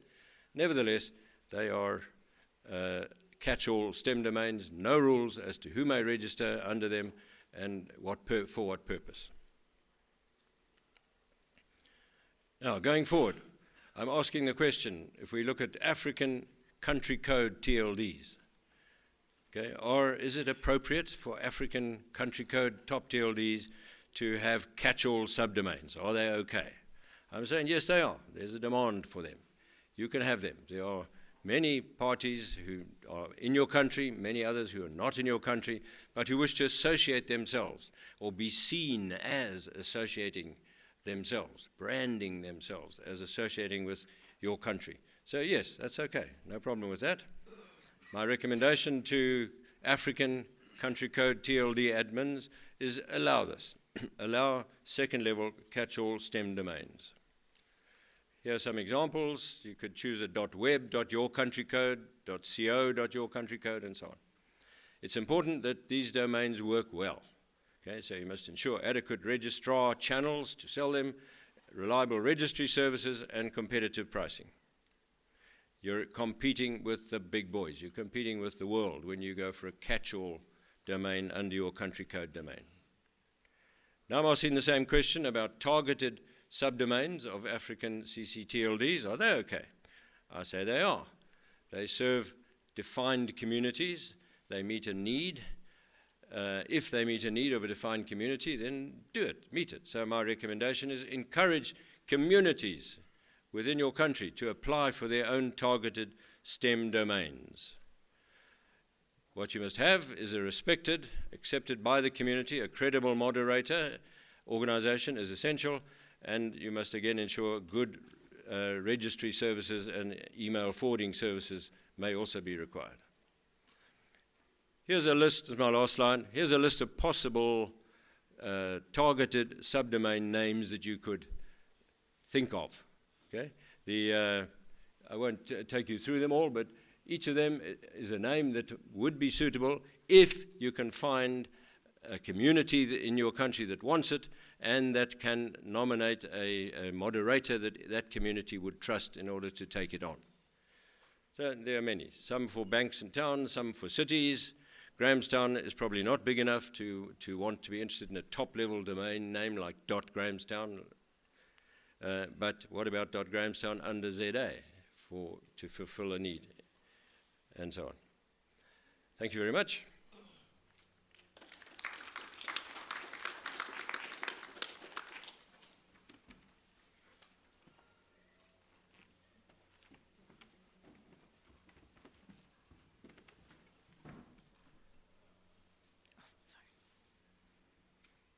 How do you?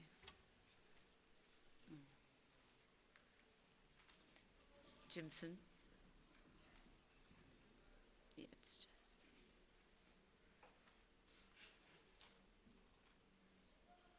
Perfect.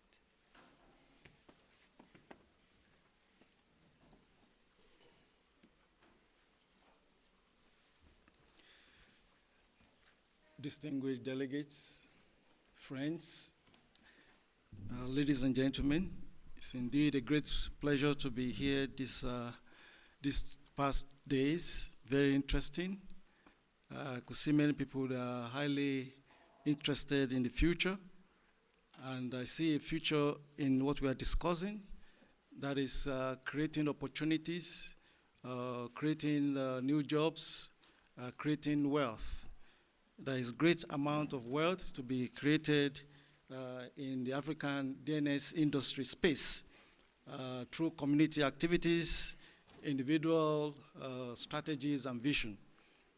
So I'll be talking about how do we grow the African DNS industry through enhanced cooperation. How can we do that? With enhanced cooperation, we can easily get things going in Africa. I'm from Nigeria, based in Abuja. I'm an entrepreneur. I'm a registrar of .ng domain. And I've been in the Nigerian space for quite a while. I haven't been the president of the IT Association of Nigeria. And from that experience, I moved forward to mobilizing for Africa, the ICT associations in Africa, encouraging them to come together so that we can create more opportunities for our people. So very briefly, I just have some few points. A slide, just a slide. So in introduction, that is what we do. We are committed to coming together as entrepreneurs, as leaders in the ICT sector to promote this industry, to create more wealth and opportunity. It is well said that you should learn from experience. You know, they said experience is the best teacher. You all agree with me, that's very correct. Look back, this is a project. We are launching into a new project. We are encouraging many to think out of the box, to have ideas of investment opportunity. And so we need to step back, what has happened before? And I will use two important cases to illustrate and underscore this point of growing the DNS industry through enhanced cooperation. Number one, United States, the US GDP is around $17 trillion and it's been highly enhanced by ICT. And of course, through private sector being highly involved and unleashing their power, creating jobs and what have you. The second case is with respect to Nigeria. About over a decade ago, the teledensity was abysmally low, 0.05%. And then when the stakeholders came together, they said, look, we need to come up with new strategy and policy. The government, the private sector, civil society, they all articulated some documents known as the IT policy, the telecom policy, and that unleashed the industry such that the Nigerian economy, we all know today, is number one in Africa. And it's because of ICT, because what they did right, when they cooperated, they collaborated, they brought every stakeholder together, the government, the private sector, the civil society, and even the private sector to met within themselves. What do we do? And so they engaged government. So the economy has great opportunity, great potentials to still move forward, especially in the DNS industry. And so what is enhanced cooperation indeed? Enhanced cooperation is simply what we've been discussing since we had this conference, wonderful conference, a great conference. The introduction, yesterday keynotes, talk about local government and cities coming together and sitting on the table with global government talking about SDG and having cross-fertilization of ideas on how to move forward. And also journalists challenging themselves. We need to do things more creatively. We brainstorm. And then we cross-pollinate, even in the last panel, talking about how do we engage government, open government platform and partnership. So that is simply enhanced cooperation. But the word itself, enhanced cooperation, happens to be quite complex because in the World Summit on Information Society 2005, in the Tunis agenda, therein they talk about we need to foster the understanding on the global internet governance space through a policy framework that governments of the world can agree on how to govern the internet. That was the thinking at that time. The enhanced cooperation is only for government, international organization, to come together, make law, make policy, and impose it on the people. But things have changed. Technology have changed everything. Young people, innovation, social media have changed all things. And the reality is that enhanced cooperation is more that everybody, users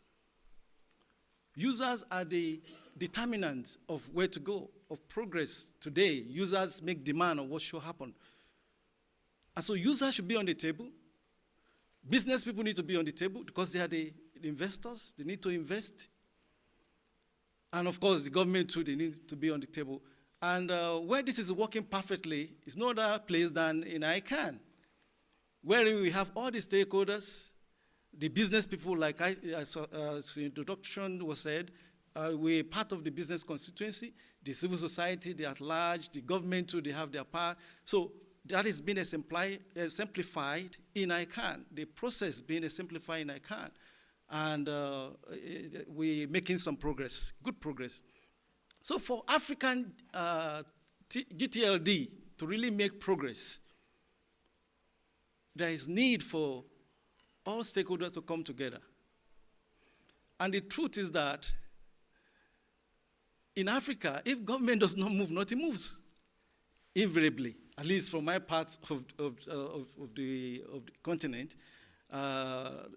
Yes, at the initial stage, the government needs to come together with the civil society, with private sector, to come up with a policy framework, and that unleashed the telecom industry. That is what we are canvassing for, what I'm canvassing for concerning the DNS industry. There is huge potential. Nigeria, you know, have a population of 170 million people, but we just have 50,000 domains. The potential for us to have about 10% of that 17 million domain is right there before us. So, but what are the hindrances, you know, to this? At first, there was really bitter rancor, and the then government of President Obasanjo called every stakeholder together, sat at the villa, the presidential villa, and directed that all stakeholders must be involved. And so today, we have all stakeholders being involved in administering the .ng domain. But we still need to do a lot more. So invariably, African countries too, a regime whereby a single person manages the domain will not grow the industry.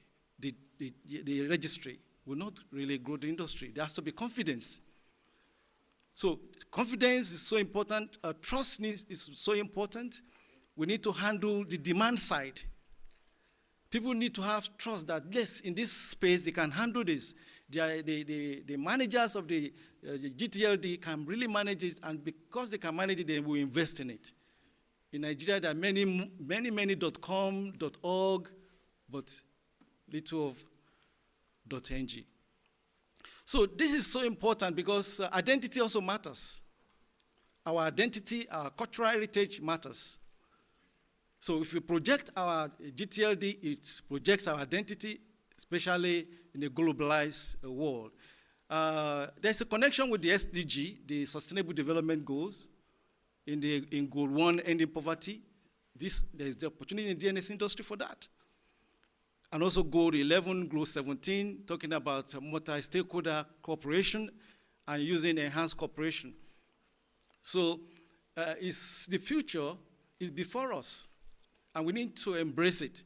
Don't say, I'm just a journalist. Yes, you're a journalist, but of course, you also could be an entrepreneur. Journalists can come together and have their own community domain, and then begin to carve out a niche for themselves. So the Nigerian case, in another 5 years or 10, because there are discussions underway now, now we have the governance framework. The government has given us the leadership and given us the responsibility. How do we move ahead? So there's real discussion, multi-stakeholder discussion going on. How do we move to the next level? So this is what I think other Africans need to do. South Africa has done pretty well in this respect, arriving at 1 million domain names, so, which is good and is commendable. But the rest of Africa, we need to follow the governance framework. So the hindrances are quite many, as I said. The issue of trust. Will you put your money in a bank that you're not sure how it's being administered, or if it has a confidence issue? So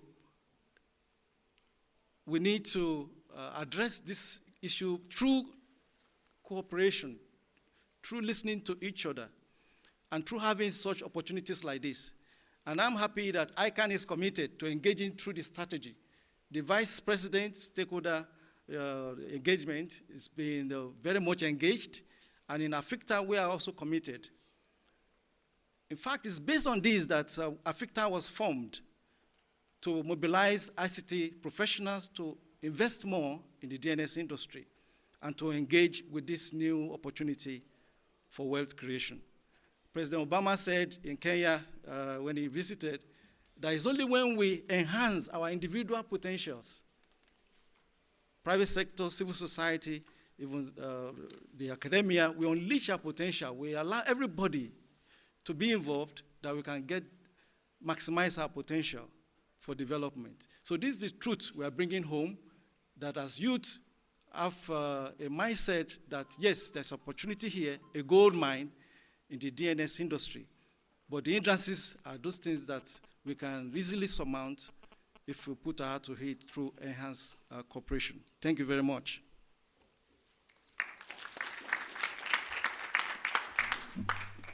Thank you, Jimson. Oops.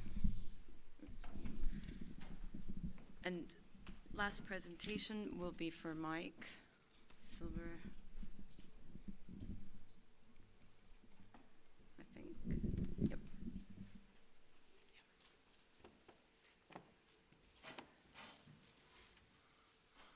Thanks all. I have the pleasure of going last, and I stand between you and lunch and maybe some questions if we've got some time. So let me take a step back. I'm a lawyer. I have been working in this tech space for a number of years. Please forgive me if I use jargon. Put a hand up and say, explain yourself if you need. So just going back to that little video that you were looking at right in the beginning, John Postel, who was one of the designers of the domain name system and who held the first database, the IANA database, and John embodied, he was the IANA until it became a function, described it this: an address is what you seek. Sorry, a name is what you seek, an address is where it is located, and a route is how to get there. So we had a discussion in our workshop yesterday about a website in Zimbabwe, and does it make a difference if it's hosted under a .com or a .zw domain? And the answer is no, because the DNS, you can point a .com domain to a data center in Zimbabwe, and you can point a ZW domain to a data center in the United States. It's agnostic. The name is what you seek. The address, the IP address, the numbering underneath that, it identifies the location.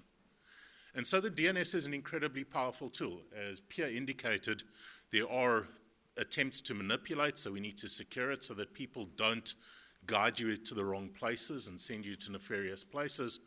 But the DNS is incredibly flexible, and it's designed to be flexible. As most of you know, part of the way that the IP address system and the domain name system was developed was to withstand a nuclear attack.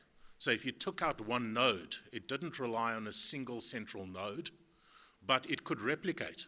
And you're always asking the closest authoritative source as to where you need to go. So that said, second thing is I want to take issue slightly with Jimson and his use of the word enhanced cooperation. Enhanced cooperation, as Jimson mentioned, came up in 2005 at the WSIS. And since then, almost 10 years later, nobody's actually defined it. The UN has a working group on enhanced cooperation, which is yet to come up with a definition of what enhanced cooperation actually is. In the European Union context, enhanced cooperation is when 9 member states club together and decide to go off and do something on their own, and they don't need the rest of the union to go with them. In our case, I think we're talking about multi-stakeholderism, which means people actually have a voice. Whether you're an individual user or you're a massive corporation, whether you're a government or civil society, you actually have a voice. It ties in also with some of the meritocracy that brought about the growth of the internet and the standards that grow the internet. And that meritocracy is people who do the work and who make sense get listened to. And you have to then work to actually build coalitions and build consensus within, firstly, your grouping and then amongst others. So that is a critical phase. And then the third thing that, the reason why I wanted to talk here is because when I was sitting on lecture theatre seats like this, I was counting back, and I'm embarrassed to even mention how many years ago it was. I was of the view that capitalism was a disease which was eating away at our society, and that some sort of socialist intervention would be required to achieve transformation. As I've gotten older and cynical, maybe grumpy, I've come to the conclusion that actually the free market is what's going to drive this. And it touches a lot on what Jimson was saying. Because if there is no business, if we in South Africa, if we in Africa as a continent are just consumers of technology,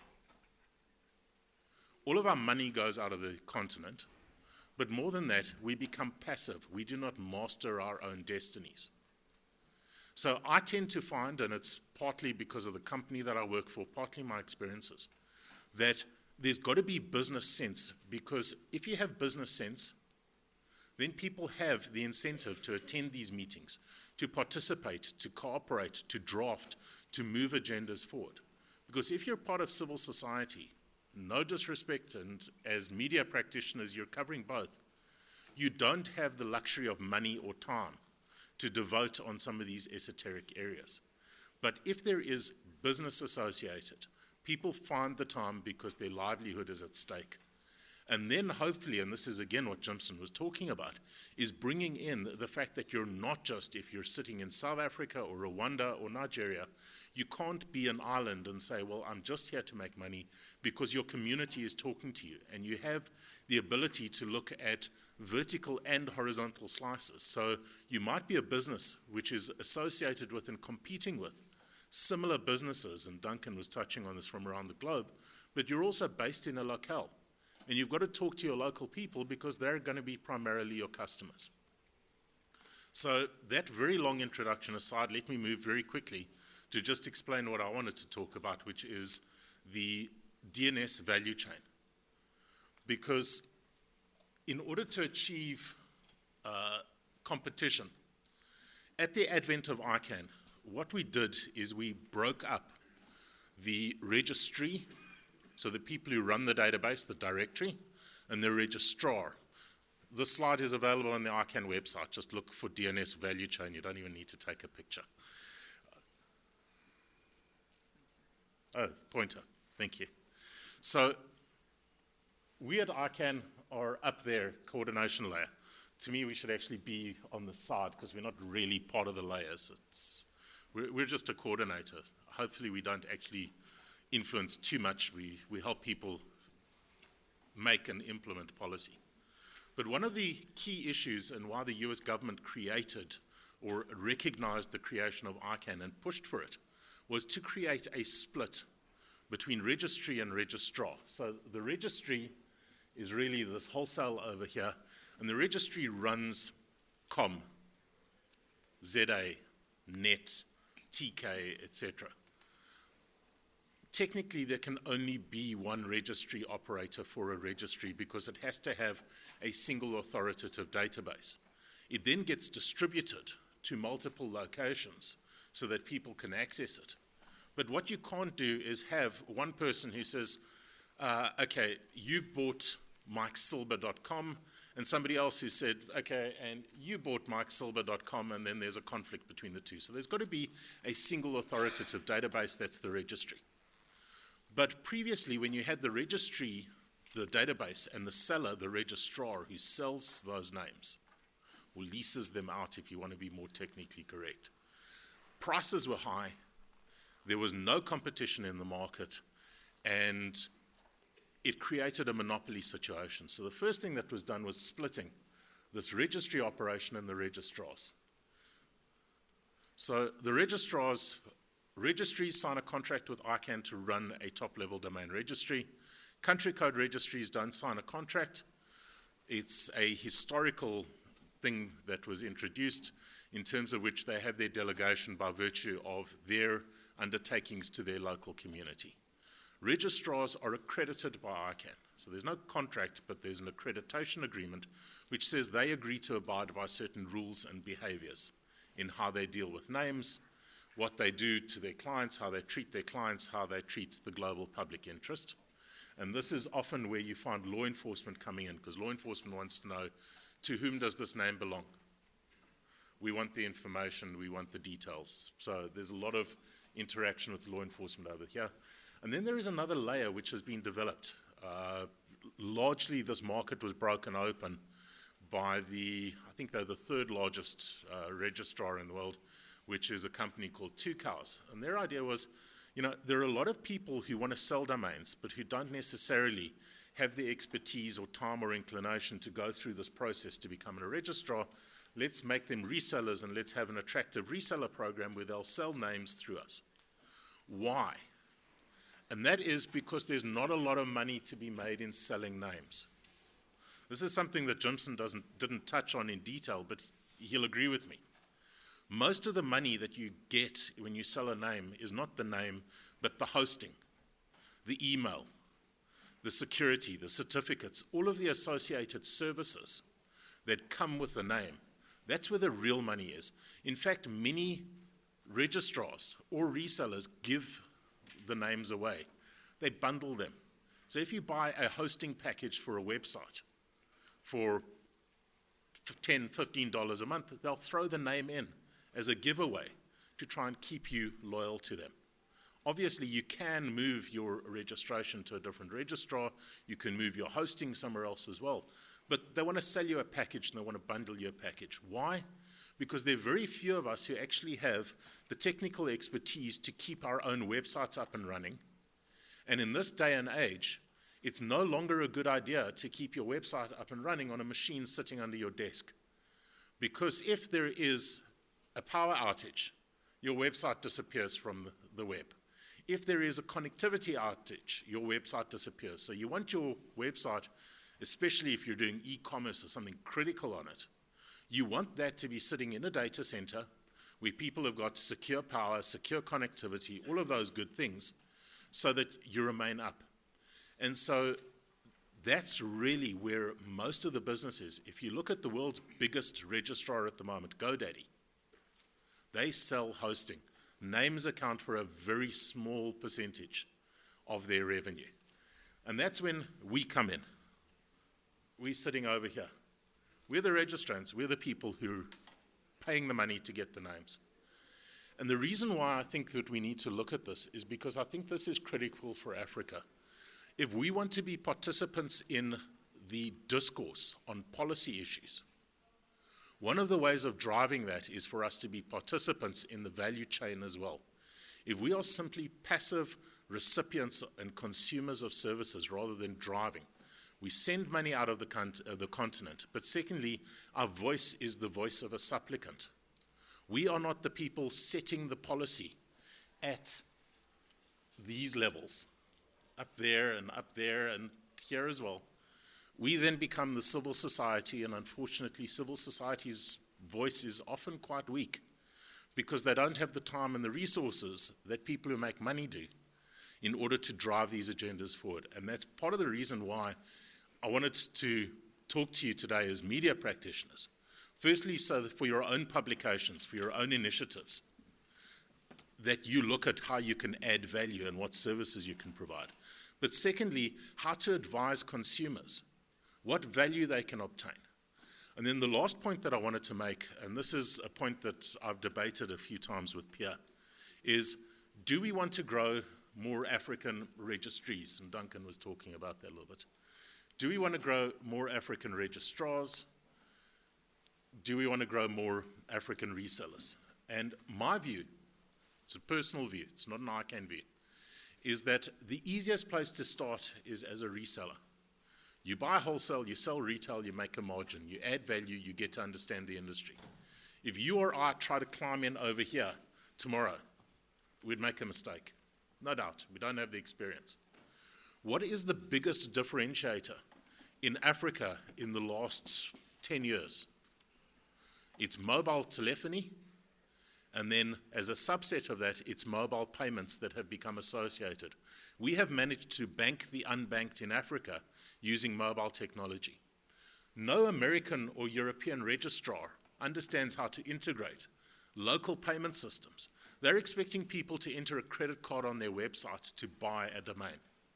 None of them understand African payment systems. In fact, most people in Africa don't understand their neighbors' payment systems, they understand their own, because they're local complexities. In my view, an African reseller who does an integration with a local payment system can make a killing at minimal cost, buying wholesale and selling retail, understanding the local conditions.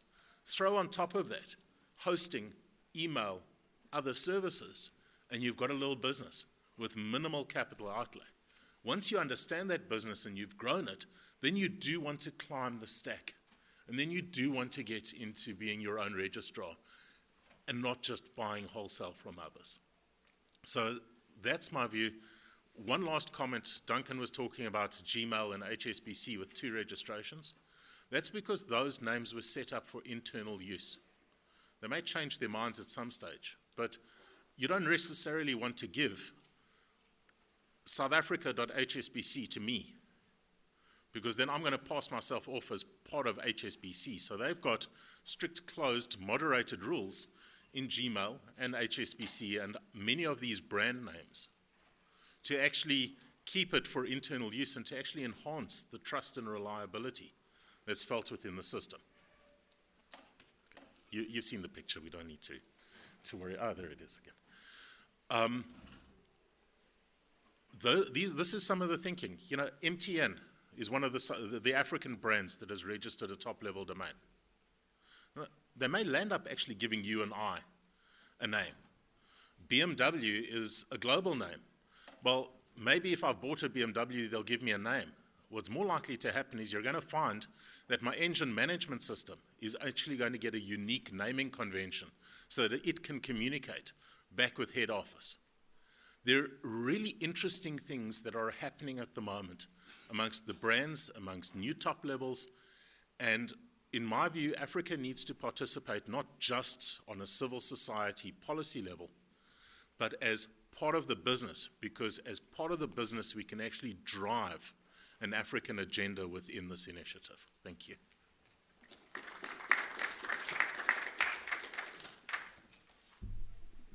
Thank you, Mike.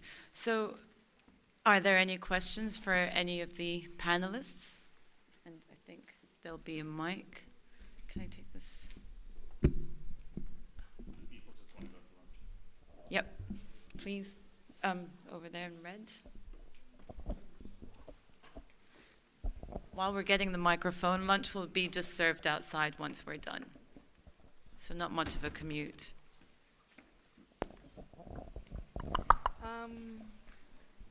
One of my questions is around the numbers. And you gave the numbers like for example, you gave the number that there is 6.5% annual growth in domain names. What is the daily take-up? That is what I would like to know. Like, do you have a number of how many users are taking up domain names every day or every month? So who's best to answer this question? Is it more Duncan? So let me volunteer an answer over there because it's a very difficult one. And at the moment, the statistics are collected by a number of different people and they're not that well distributed. So it's quite difficult to actually understand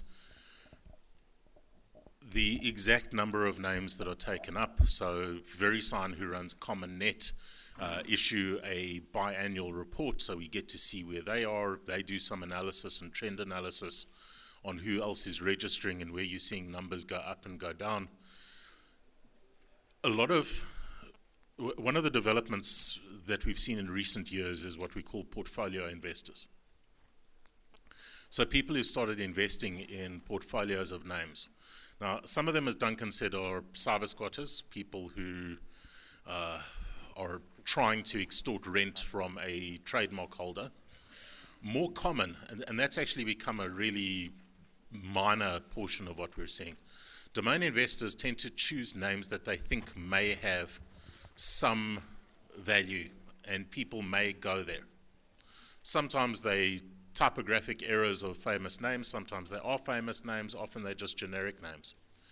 And even if there's zero content on there, they put adverts, and again, a number of the big online advertising places like Google are in part driving this industry, because if you get enough clicks on a website, even if there's zero on it other than those adverts, you can actually generate reasonable returns on your website until maybe in 5 years' time somebody comes along and says, that's a nice name, I'll buy it from you for a premium, but in the meantime you've at least recovered your cost, if not more, for dozens of years before that. So news.com, xxx.com, these are names that have been sold for millions of dollars.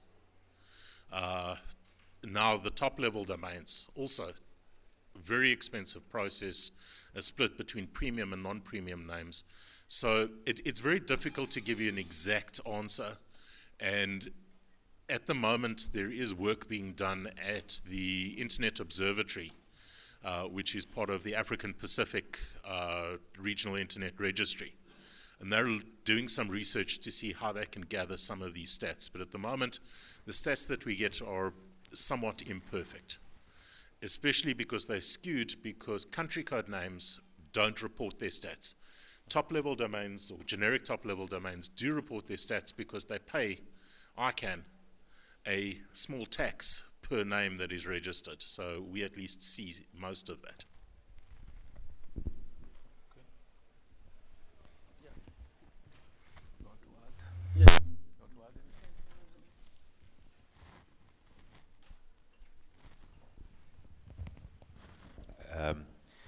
I know that you did address this, Jimson, you addressed this, what are the problems to preventing African businesses from getting involved in the business of this. You did address it, but to be quite honest, I didn't really understand. I mean, it sounds like you got potential for great business models that can work and can generate money, and Africans are good business people. So what's really holding us back?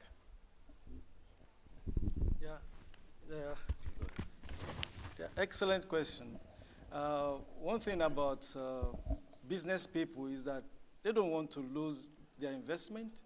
They want to be sure that when they do invest, they're going to get their money back and with profit. If you take a Nigerian case as an example, before the federal government intervened, the old GTTLD, CCTLD, was really rancorous. There was a bitter fight over the ownership. And so it created a very bad atmosphere for that business. So when the government now came and intervened, then there was serious reluctance, for institution taking up the domain. For example, the Central Bank of Nigeria, you can imagine, is using, they say, .com.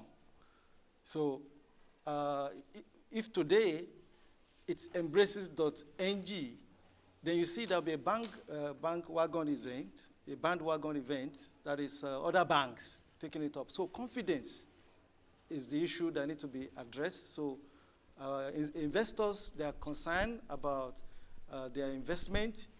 If they invest into it, will they get the right support? So that's why we're discussing now that we need to come together, articulate proper policy framework, strategy to ensuring that the tide is turned. And we are on that process. We have identified that. We've seen that clearly.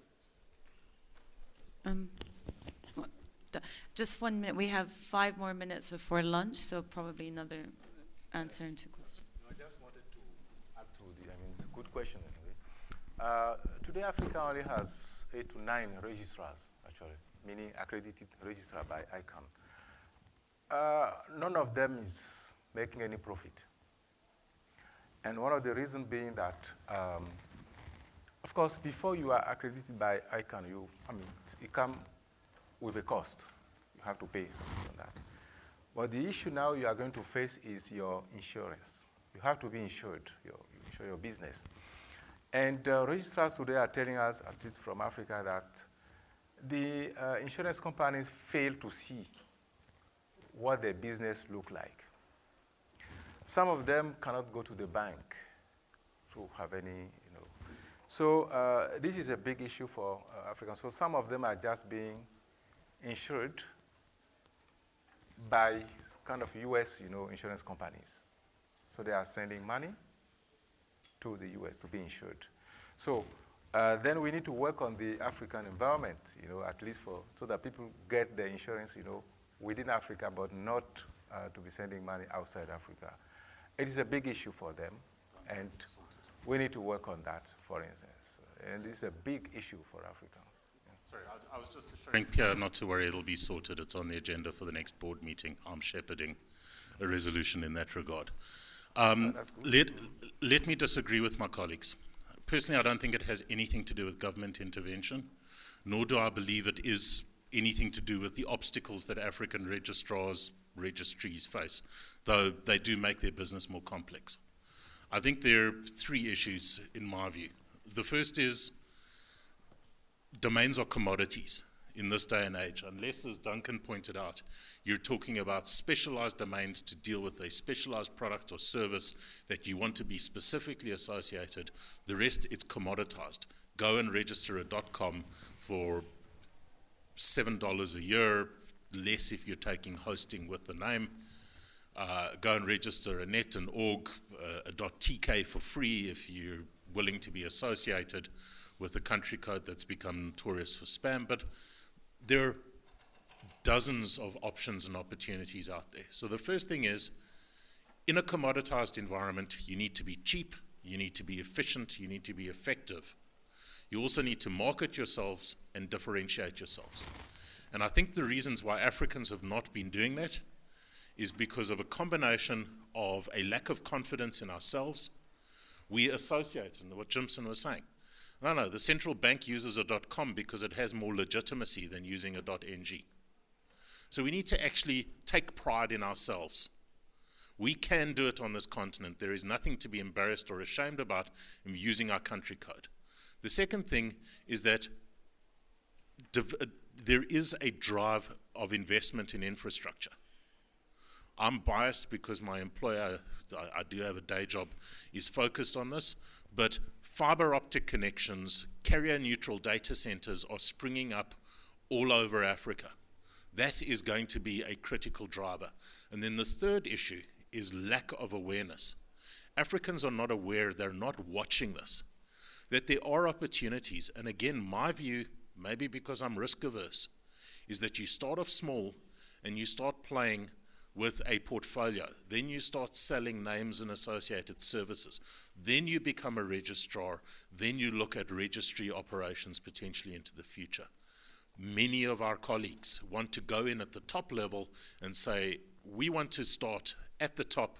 There are too many barriers and restrictions, and we don't know how to then cope when we're facing, for example, GoDaddy as a registrar with close on 37% of the GTLD market. They're a beast. Taking them on requires you to be incredibly clever, incredibly knowledgeable, and people need to build that knowledge and awareness over time. It's not something that will happen overnight. Okay, if I may just quickly,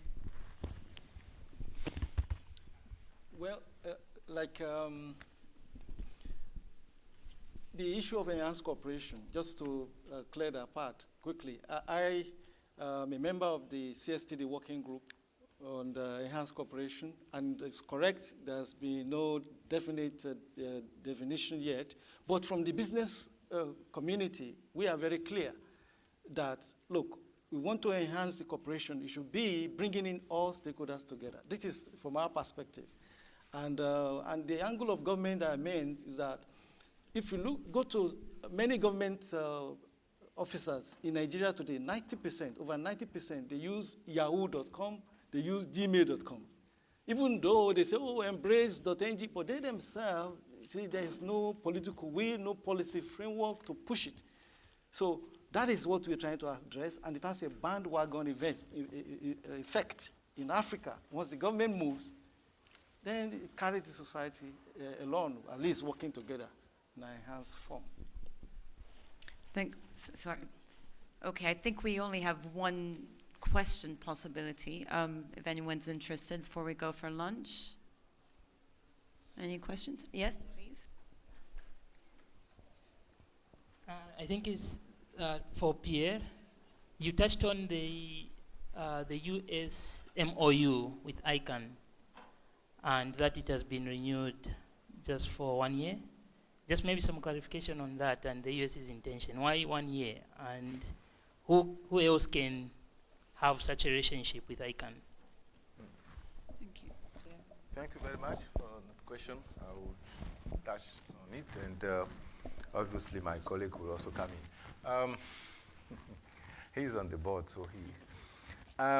Yes, I mean, the way ICANN operates is under a contract with the US government. This has been going on anyway. What makes that one particular is that we are also now going through an exercise whereby the NTIA, the American government, is keen to actually hand over the oversight of the IANA functions, you know. And the point is that there are a few criteria. I mean, they are requesting a few things.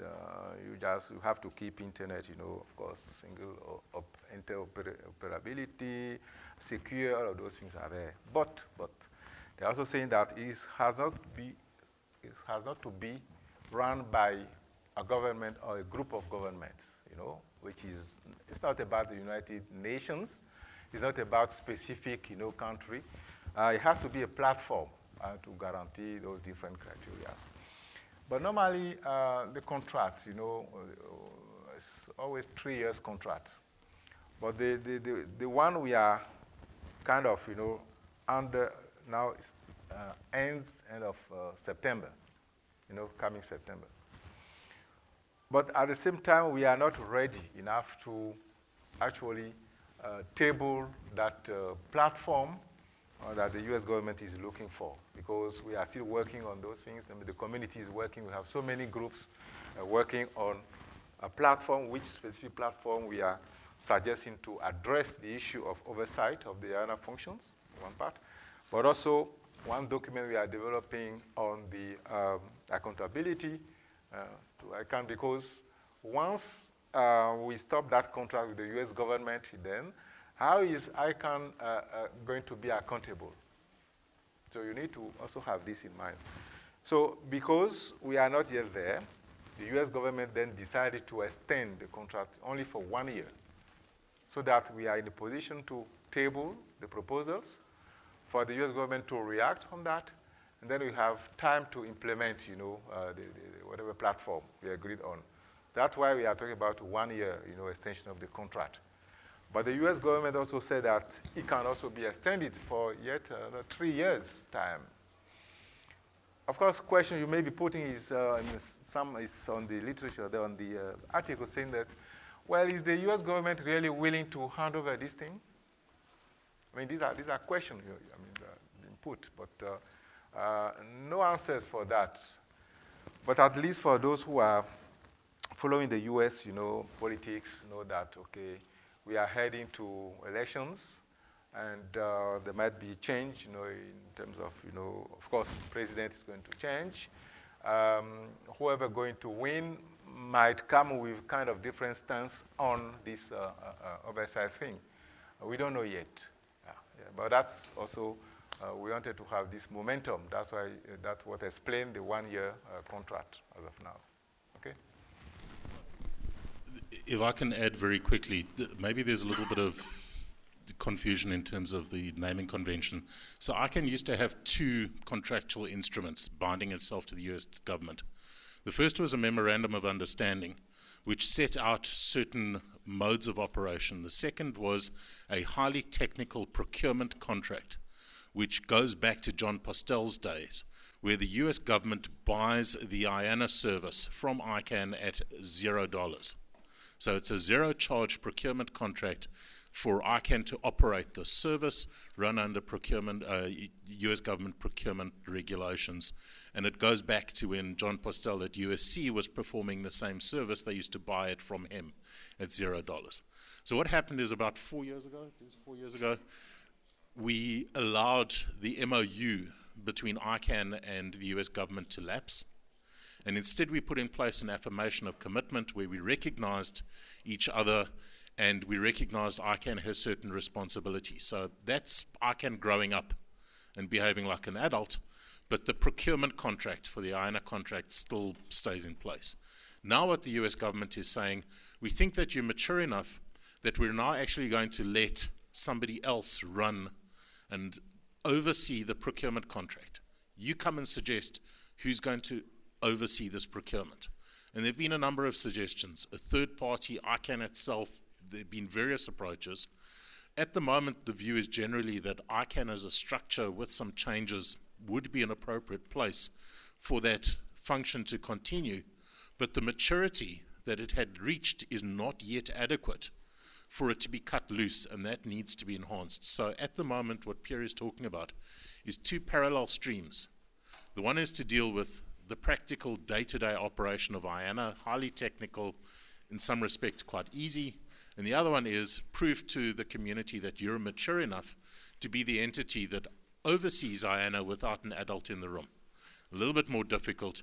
The US Department of Commerce, through the National Transport and Infrastructure Administration, Telecommunications Infrastructure Administration, has said, we're not looking at this piecemeal. Come to us with a final proposal as to what you think is adequate. We'll assess it and we'll say yes, no. And then, obviously, as Pierre was indicating, there's issues of taking it through Congress and changes that are coming through. The critical thing is, as ICANN, we've recognized, you know what, we do have some growing up to do. There is some maturing. Whether the NTIA accepts the proposal or not, we need to grow up. So we're looking at how to implement some of these processes to improve our institutional accountability and performance. And if it leads to a transition, that's fine. If not, as Pierre says, we'll do it at some later stage. But we need to fix some of our internal problems and make ourselves better in a process of continuous improvement. And we hope that that's going to achieve a situation where NTIA says, fine, we don't need a contract anymore. Hopefully, just my personal view, we engage more and more governments so that they feel part of it, because we still have this affirmation of commitments with the US government. I personally would love to have affirmation of commitments to 20, 40, 50, 500 other governments as well, because I think we're responsible globally to everyone, and governments are a good place to start. They're not the only ones, but it's a useful place to say, we're responsible and you give us the space to actually get on and do our thing. I think that ends it, and lunch is outside. Thank you all for joining. Thank you, panelists. You're supposed to hand out.